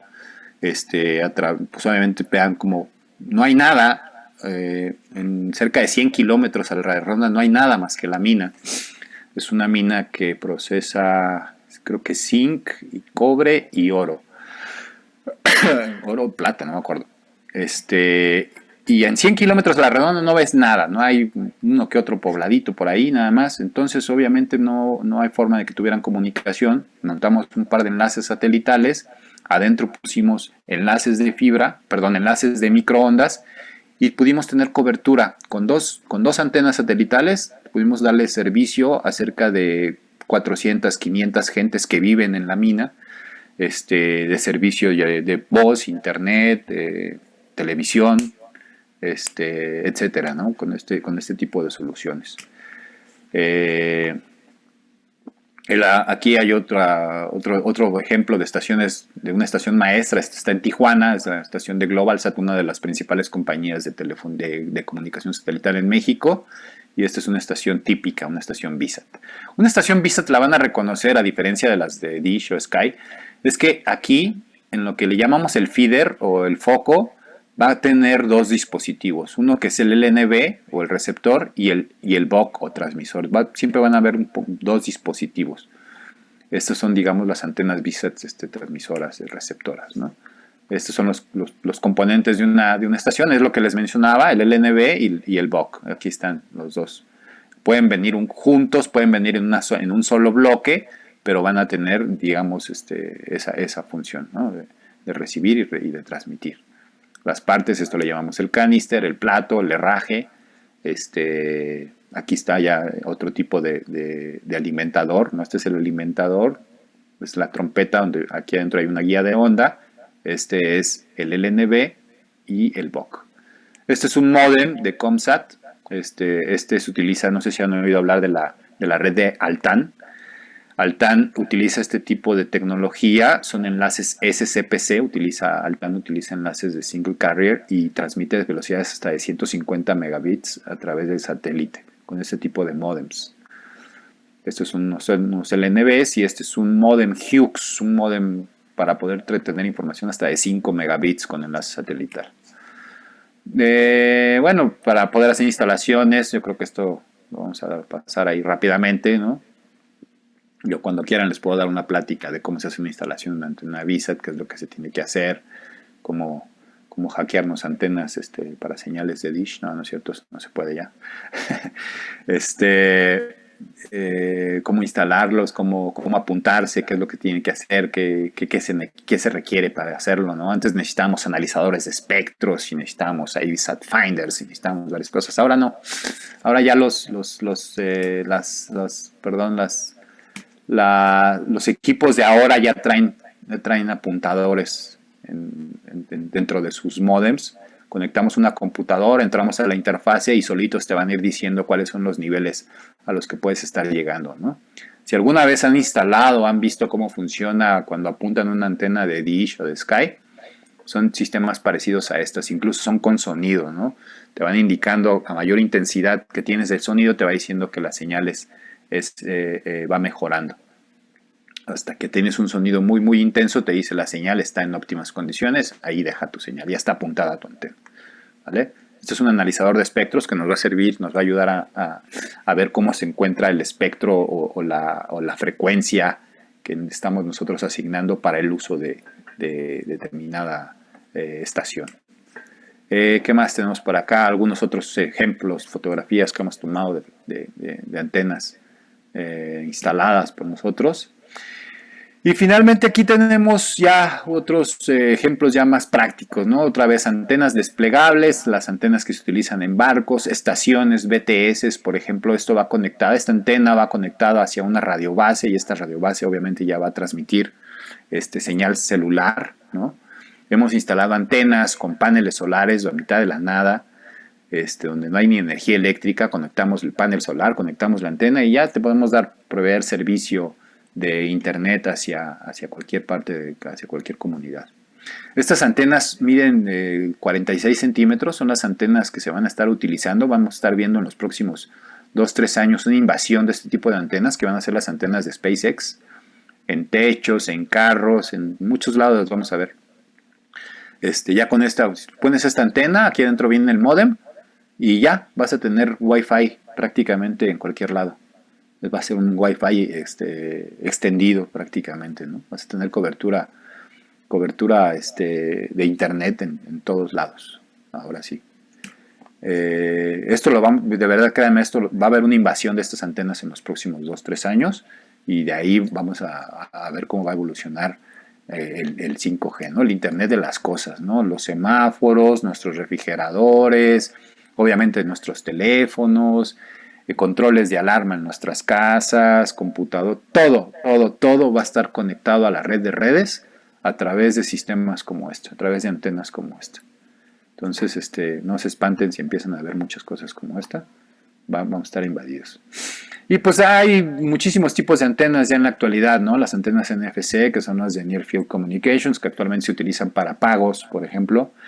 Tengo una hija de 11 años que tiene diabetes y tiene un sensor.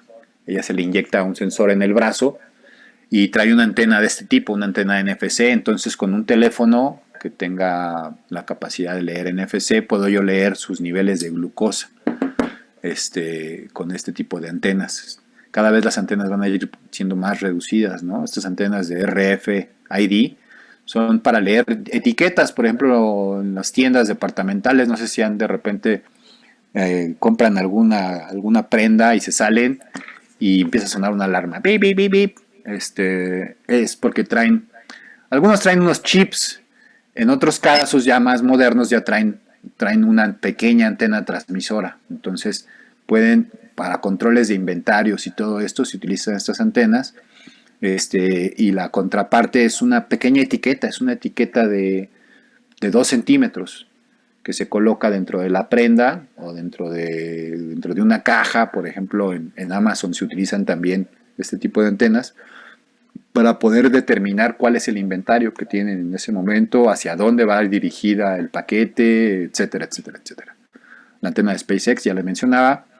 Y las antenas en spray, que esto ya está utilizando en Estados Unidos en la ropa, por ejemplo. Es un spray como tal, y la capacidad que tiene este spray es ya de poder radiar señales y poder ser recibidas por antenas. De esta forma, yo podría estar transmitiendo mi ubicación en tiempo real, podría estar transmitiendo mi ritmo cardíaco, ¿no? Mis niveles de azúcar, a un centro de salud, a mi doctor o a mi papá o a quien tenga interés en poderlo hacer, ¿no? Entonces, todo esto gracias a la nanotecnología. Vamos a ir poco a poco metiendo antenas cada vez más pequeñas y cada vez con mayores usos, ¿no? Ya, obviamente las antenas que van ya, no sé si han oído hablar que si trae chip el perro, ¿no? Y el perrito trae chip. Bueno, pues son antenas también, son antenas GPS que se le colocan a la mascota, y lo que hacen esas antenas o esos dispositivos es traer la información del dueño de la mascota y trae una emisión GPS de la ubicación en tiempo real de esas mascotas. Ya se está haciendo también en humanos, y todo eso gracias a antenas de nanotecnología, ¿no? ¿Hacia dónde vamos? Tecnología 5G satelital, como ya lo he mencionado, creo que hasta el cansancio. Van a utilizar satélites de órbita baja, van a estar radiando hacia comunidades. Creo que esta dibujo se va a alcanzar a percibir mejor. Vamos a estar en las zonas urbanas, vamos a tener nuestra intercomunicación entre satélites e interacción con radiobases, por ejemplo, o directamente con una antena en nuestra casa. Entonces los satélites en órbita baja van a estar haciendo intercomunicación entre ellos, pero aparte van a estar interactuando con las radiobases.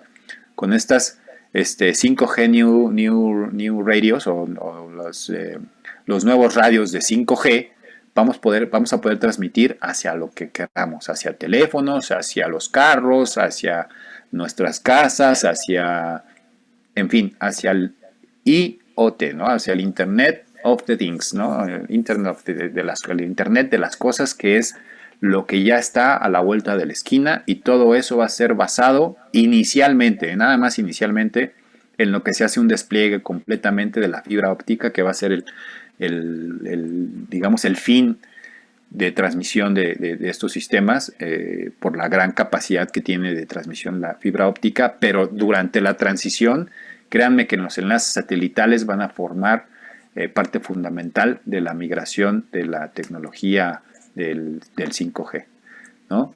Este es otro ejemplo de dónde se estaría utilizando a nivel rural, en comunidades rurales, en comunidades aisladas, ¿no? En plataformas, en barcos, en la aviación, en la industria de energía, en la minera, en fin, en todos lados, todo en el futuro va a requerir interconexión, ¿no? Para fines médicos, para videoconferencias ya no las vamos a hacer como las hacemos el día de hoy, ya muy probablemente ya nos vamos a estar viendo de manera tridimensional, ¿no? Con realidad aumentada o con realidad virtual, o hologramas, ¿no? Como lo hemos visto ya en muchas películas, ya eso ya es posible, ya se están haciendo ese tipo de interacciones al día de hoy. Digo, ustedes saben más que yo en ese sentido, ¿no? Entonces, el 5G ya está a la vuelta de la esquina y los sistemas de comunicación satelital son los que van a ser el parteaguas y el principal impulsor de que esta tecnología se lleve a cabo en los próximos pues, años, meses, si no es que días, ¿no? Finalmente, compañeros, esta es, digamos, las principales servicios de telefonía, bueno, no de telefonía, perdón, de servicios de telecomunicación satelital que ya están en México. Todos estos, no sé si ustedes llegan a poner en el Google ahí, Internet donde sea, les va a desplegar esta página de HughesNet, es una empresa estadounidense que ya ofrece servicios de Internet en cualquier lado. Todavía sigue utilizando satélites geoestacionarios. Ellos todavía no están metidos en el mundo de los satélites de órbita baja, pero es uno de los principales proveedores de Internet a nivel mundial. Esto es de HughesNet. Y pues yo he trabajado prácticamente con todos ellos, con todos los que están aquí. Hemos hecho algún tipo de proyecto. Me faltó obviamente todo el gobierno. Pemex, incluso los militares, ¿no? La Sedena, hemos trabajado con Sedena, con Pemex, con la Secretaría de Educación Pública, con la Secretaría de Comunicaciones y Transportes, ¿no? Pero digamos a nivel de empresa, estas son las empresas que tienen presencia ya el día de hoy en México. Creo que eso es todo lo que traigo aquí en la presentación. Bueno, algunas de las normatividades que se utilizan aquí en el IFT. El órgano regulador de las telecomunicaciones en México es el Instituto Federal de Telecomunicaciones, el IFT, y estas, digamos, algunas de las normativas que tenemos que respetar para los sistemas de comunicación. No sé, ingeniero, si me prolongué, creo que me prolongué un poquito más de lo estipulado y ya no me metí tanto en el tema de antenas como hubiéramos querido, pero bueno, eso es más o menos lo que traemos. No sé si tengan por ahí preguntas, chavos. Muchas gracias, ingeniero. Muy interesante, mucha información de actualidad. Sí, es demasiado. Creo que pues los jóvenes la tienen que ir poco a poco procesando, pero pues vamos a abrir, como dijimos en un principio, el espacio para las preguntas, claro, que quieran hacer nuestros jóvenes estudiantes. Adelante, muchachos. Preguntas. Ahí les dejo mis datos por si quieren después cualquier tipo de consulta. Estoy abierto a toda la comunidad cuando gusten. Gracias. A ver, jóvenes. Por ahí estoy viendo ¿A quién? Yo quiero hacer una pregunta. Adelante, por favor, adelante. Sí. Bueno, ¿qué pasa con los satélites cuando dejan de funcionar? Esa es una muy buena pregunta, Lisette. Se convierten en basura espacial. Por ejemplo, el satélite Solidaridad 2 tuvo un evento muy drástico hace unos años. Después de que estuvo 10 años, los satélites, como les mencionaba, duran aproximadamente 15 años en órbita. El satélite El Sol 2 tuvo una bronca, estaba transmitiendo ya, estábamos todos ya enlazados ahí, y tuvo una bronca con uno de sus motores. La gente desde México trató de recuperarlo. El satélite empezó a rotarse y se perdió, se salió de órbita. Entonces imagínense, todos los servicios que estaban en ese satélite se perdieron, ¿no? Servicios militares, servicios privados, ¿no? Televisión, todo se fue, todo se fue. Entonces, ese satélite lo que hicieron fue ponerlo en lo sacaron de la órbita geoestacionaria y lo pusieron en una cosa que se llama órbita inclinada. Entonces el satélite, en lugar de estar viendo todo el tiempo a la Tierra, la veía solamente 12 horas al día, entre 6 y 12 horas al día nada más. Entonces eran señales interrumpidas, nada más ibas a tener señal entre 6 y 12 horas al día nada más, ¿no? Y después ese satélite, pues ya, poco a poco lo fueron perdiendo hasta que desaparece. ¿Qué es lo que pasa con estos? Desafortunadamente contaminamos no nada más el planeta, sino contaminamos también el espacio. Se convierten en basura espacial.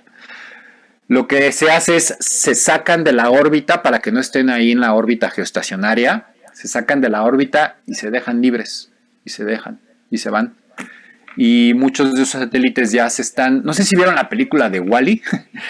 En esa película, cuando va llegando o aterrizando, no me acuerdo si despegando o aterrizando una de las naves, se ve cómo pasan por una mancha de basura espacial y atraviesa su nave.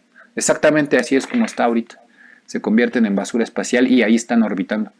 Hay un proyecto que va a tratar de captar toda esa basura espacial, de alguna forma encapsularla. Bueno, no se va a poder encapsular, pero sí recoger con megamantos, le llaman, que van a ir unidos, digamos, con cables metálicos gigantes y la idea es aventarla hacia el sol para que se derrita toda esa masa. Pero pues sí, contaminamos. ¿No hay manera de que esos satélites lleguen a la Tierra otra vez?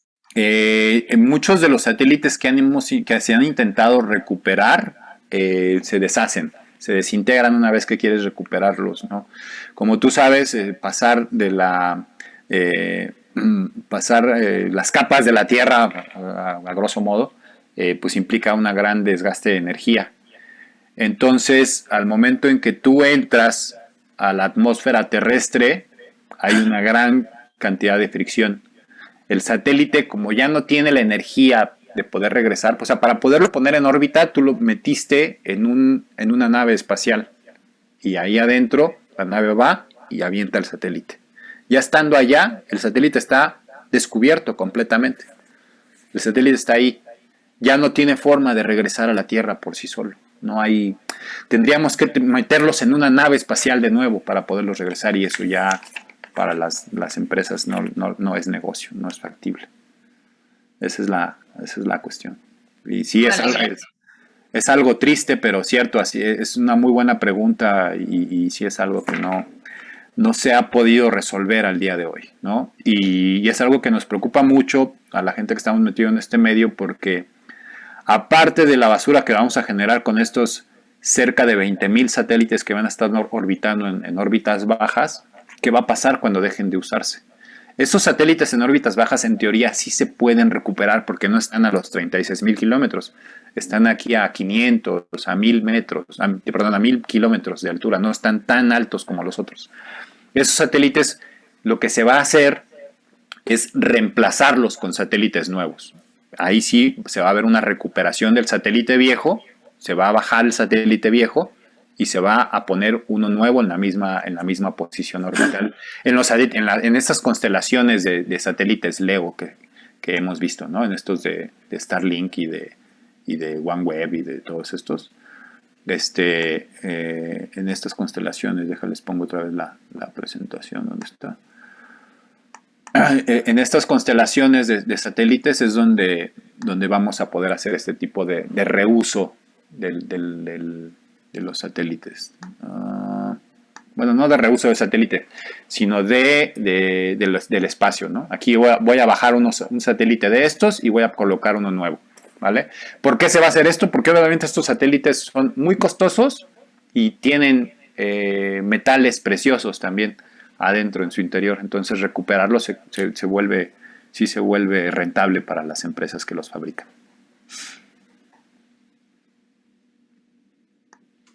¿Vale? Listo. ¿Preguntas, jóvenes?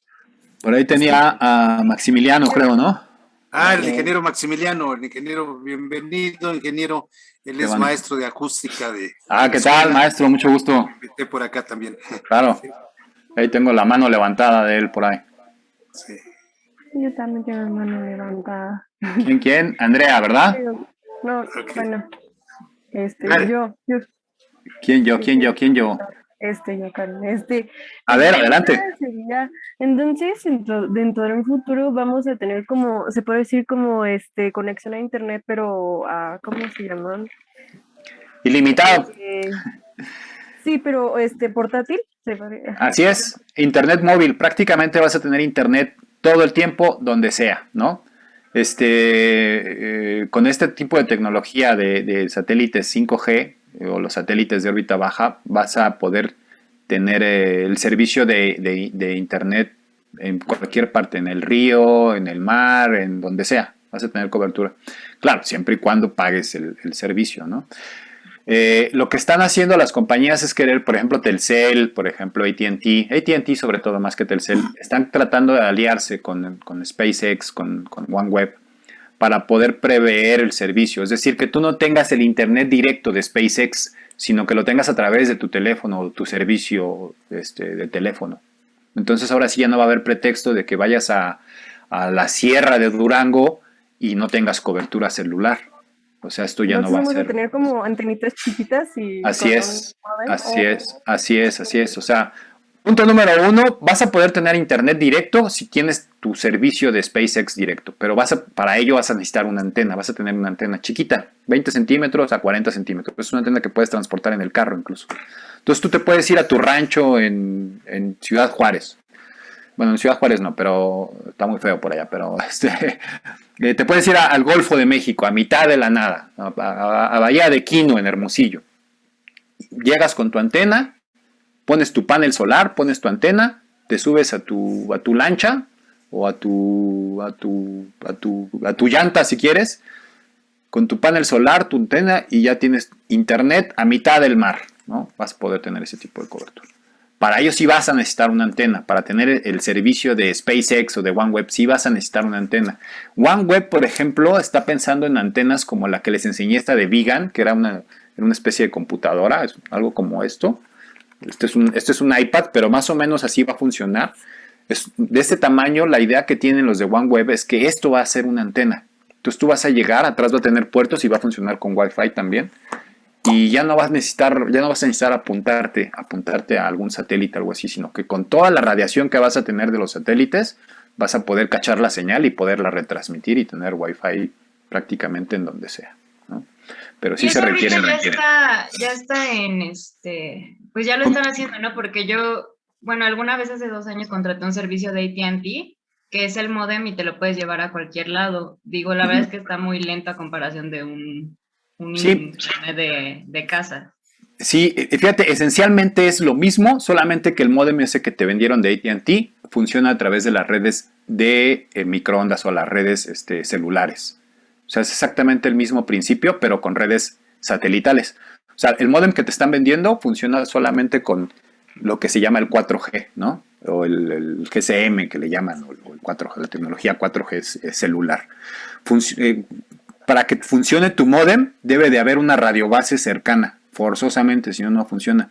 Si tú te vas creo que por ahí por Indios Verdes, adelante de Indios Verdes deja de haber cobertura, no sé si lo han notado cuando vienen en carretera, de repente se pierde la señal completamente. Si tú te vas con ese módem a esa zona, no vas a tener cobertura. A diferencia de lo que va a pasar con el satélite, te puedes ir a cualquier parte de México que vaya a tener este tipo de cobertura y vas a tener señal sin ningún problema. Esa es la diferencia fundamental. Y vas a tener velocidades muchísimo más grandes, ¿no? Que lo que tenemos actualmente. ¿Qué es lo que va a ser el 5G, ¿no? Realmente. Gracias. Le damos la palabra al ingeniero Maximiliano. Claro. Ingeniero. No lo escuchamos. Ya tiene su micrófono abierto, pero... Ya se nos fue. No, aquí lo veo, Ingeniero Maximiliano, ¿se nos escucha?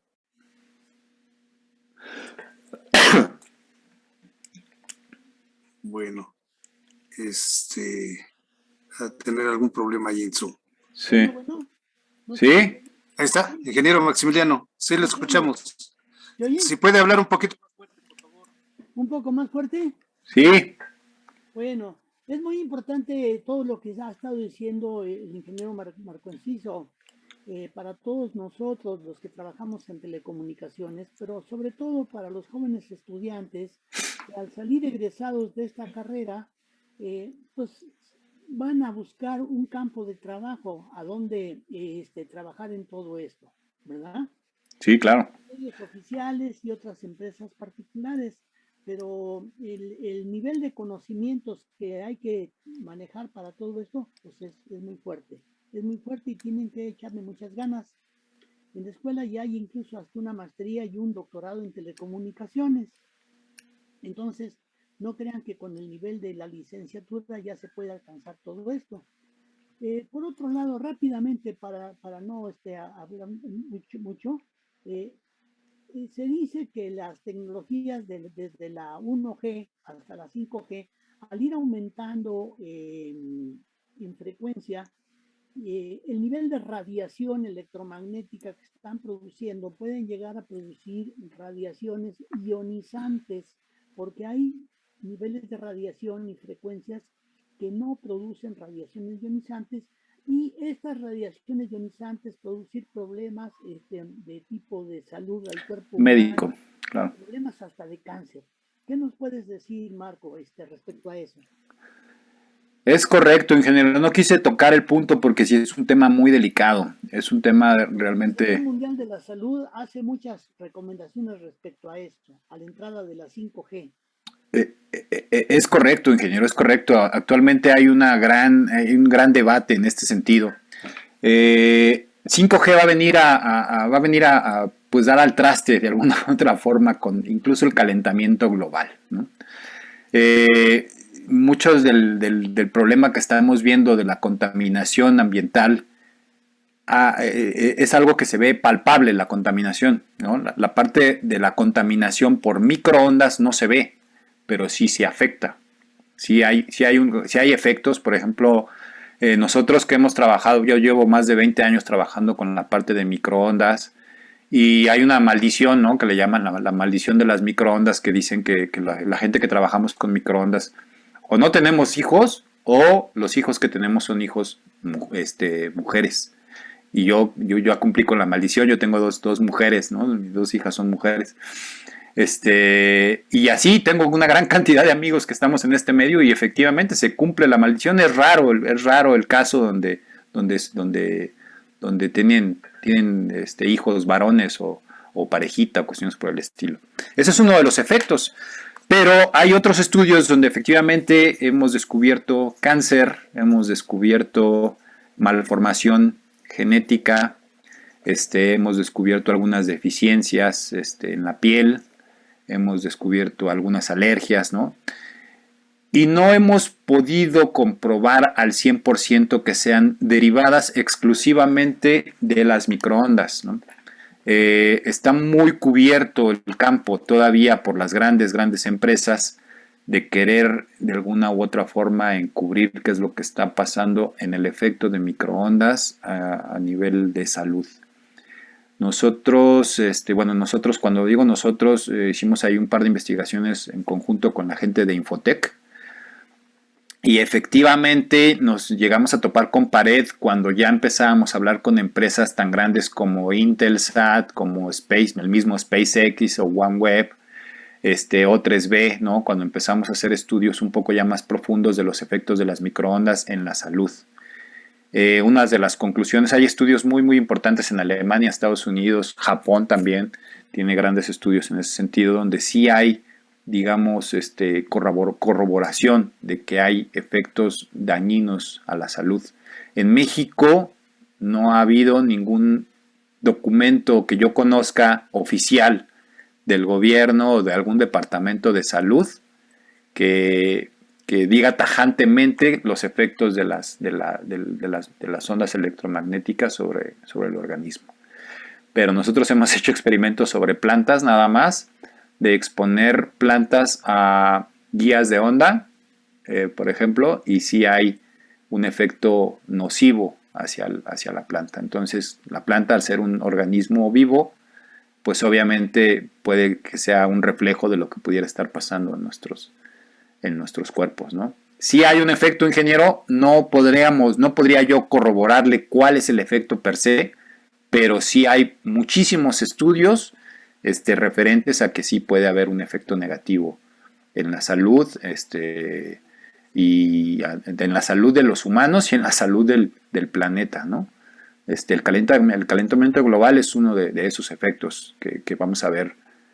¿Hay algún tipo de protección que deban de usar las personas que trabajan cerca de estas antenas para que no les pegue tanto la radiación? ¿Algún tipo de traje especial como el de los astronautas, verdad? Sí, lo que hacemos nosotros son trajes antiestáticos nada más, o tierras, pues ¿cómo se llama? Hacemos rápidamente una tierra, ¿no? Es una delta de tierras, y cada aproximadamente media hora, una hora es irse a descargar ahí, ¿no? Esa es, digamos, la única recomendación que hay. Y hay gente que utiliza protectores, ¿no? En ciertas zonas del cuerpo, en la parte baja, en la parte abdominal, que son, digamos, unas como fajas metálicas. Bueno, no son metálicas, son como de aluminio, de este material reflejante. Se ponen la faja y con esa es con la que hacen alguna labor. Y unas especies como de calzoncillos, como de shorts, que se ponen también de este mismo material, ¿no? Que es material reflejante, y lo que hace son cajas de Faraday. La función que hacen estas protecciones son una especie de caja de Faraday que no van a permitir que pasen, o que por lo menos que las microondas se queden ahí reflejadas nada más, ¿no? Esa es, digamos, la única protección que nosotros hemos utilizado. Son muy incómodas, entonces obviamente la gente de campo tiende a no usarlas, ¿no? Entonces, pues si ustedes van a empezar en este mundo, pues sí les recomiendo que más vale prevenir desde ahorita, que están jóvenes, y no en el futuro tener algún efecto secundario. Yo ya tengo más de 20 años en este medio, no, afortunadamente no me ha pasado a mayores hasta el día de hoy, más que tener dos hijas nada más, en lugar de varones tal vez, pero pues no he tenido hasta ahorita ningún efecto sobre la salud de cáncer o algo por el estilo. No se me ha presentado, y la gente que conozco de manera cercana tampoco hemos tenido alguna afectación en ese sentido.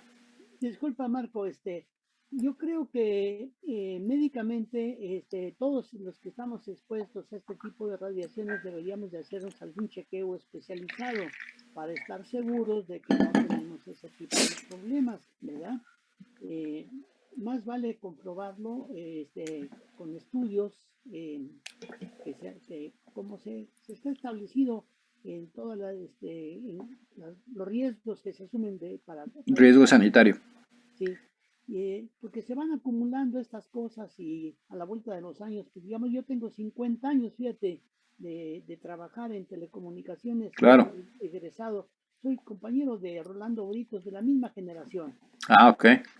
Entonces, para nosotros, pues ahora sí que ver crecer a nuestros nietos, ¿verdad? Qué bueno. Claro. Pues, pero al final de tu vida profesional o antes, ¿verdad? Puede truncarse tu vida profesional porque no hayas asumido ese riesgo con toda con todo lo que implicaba, ¿verdad? Claro. Van entrando las diferentes tecnologías. Entonces, cuando estábamos en la 1G, las cosas eran de un modo. No se tenían estos niveles de radiación, Marco. No, para nada. Hay que pensar que la 5G es un nivel de radiación muy elevado, y entrarle así como así, pues tiene sus implicaciones. Esto viene de unos años para acá, ¿verdad? Y las regulaciones y normas y todo eso que existen, pues se tienen que ir haciendo para cada una de esas tecnologías, ¿verdad? Porque es serio el asunto, o sea que sí nos va a afectar. Nosotros ahorita estamos cuidándonos mucho del COVID o de cualquier otro contagio. Así es, ingeniero. Sí, así es, y va a ser, de verdad, créanme que va a ser un efecto muy, muy importante sobre la salud, y sobre todo los efectos que pudieran tener a largo plazo. No lo vamos a ver en el corto plazo, eso es un hecho, ingeniero, no lo vamos a ver de un día para otro, se lo puedo garantizar. Pero sí lo vamos a estar viendo a mediano y a largo plazo. Efectivamente, vamos ahí a ver ¿Qué efecto? Desconozco, de verdad, ingeniero, con certeza me encantaría decirle, sí, no, estar expuesto nos va a provocar cáncer y nos va a provocar la muerte, ¿no? Pero no desconozco a nivel médico aún cómo pudiera afectarnos. Sé que nos va a afectar, no sé cómo. Eso sí es un hecho. No sé cómo nos va a afectar, pero sí nos va a afectar. Muchas gracias, Marco. Hasta luego. Mucho gusto de saludarte. Es Igualmente. Una gran exposición. Muchas gracias. Estoy muy contento de haber asistido. Muchas gracias, ingeniero. Muchas gracias por su participación y su presencia. Aquí estamos a la orden. Gracias, ingeniero Maximiliano. Pues ya, yo que quería parecer más chavo,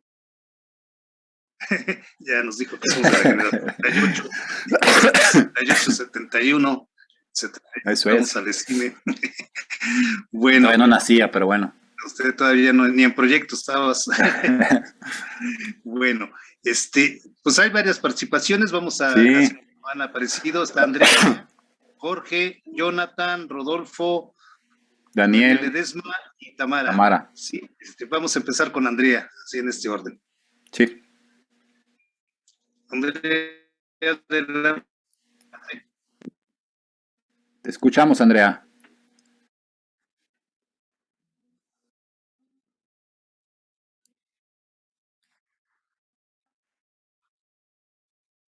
Qué buena pregunta tienes. Mira, aquí precisamente yo había preparado una página. Esta página, esta no es. ¿Dónde está? Esta página que ya quité. Espérenme tantito, me estoy peleando aquí con mi web. Aquí está. En esta página se ubican todos los satélites geoestacionarios. No sé si ya la están viendo, no sé si ya se vea. ¿Sí se ve la página o no? Ok. Sí. Aquí están todos, aquí, si yo le doy aquí voy a encontrar 360 grados, ¿no? Todos los satélites que se encuentran en órbita al día de hoy. México tiene las órbitas privilegiadas de alrededor de 113, entre 100, más o menos por aquí, no, estos son 113, más o menos, aquí está, mire. Estas, digamos, son las órbitas nacionales, las 113, 117, 110 grados. Vamos a ver ahorita que despliegue la información. Obviamente los países más saturados pues, son Estados Unidos, Japón, Alemania. Son, digamos, los que tienen más satélites en órbita actualmente. Aquí nosotros arriba vamos a ver todos los satélites que están ahorita en órbita. Fíjate cómo aquí, por ejemplo, si nos posicionáramos en 160 grados, no tendría sentido que estuviéramos ubicados en esa posición, porque vamos a estar tal vez a mitad del océano. Mira. Entonces, poner un satélite en este rango de órbitas no tendría mucho sentido. Pero sí tiene mucho sentido colocar un satélite que va a cubrir de manera continental una gran región, ¿no? En este caso de México, te digo que tenemos un satélite en los 113 grados y mira cuál es la mancha que tiene este satélite. Cubre prácticamente todo el continente, ¿no? Ahí ya me pasé. Entonces, obviamente Estados Unidos es el país que cuenta con más satélites. Intelsat es una compañía estadounidense, es la compañía, creo que hasta el año pasado era la compañía número 1 de satélites en la cantidad de satélites que tiene en el espacio. Y la número 2 es SES, que también es de Estados Unidos. Entonces, Hughes, por ejemplo, también es de Estados Unidos. Son las 3 compañías que tienen más satélites en el espacio y todas están todas son en órbitas estadounidenses. Todas estas son las órbitas estadounidenses. Todos los satélites de DirecTV, ¿no? Y todos del rango de 90 grados para abajo, todos son satélites gringos. Entonces, pues digamos, contestando a tu pregunta, no me puedo yo posicionar en cualquier posición orbital, valga la redundancia. Esto está regulado por la Unión Internacional de Telecomunicaciones y se asigna un rango de posiciones orbitales. México tiene asignado de los 117 a los 110 grados. Desde aquí hasta acá, México pudiera colocar satélites. Esas son sus posiciones orbitales que le corresponden por asignación de la UIT.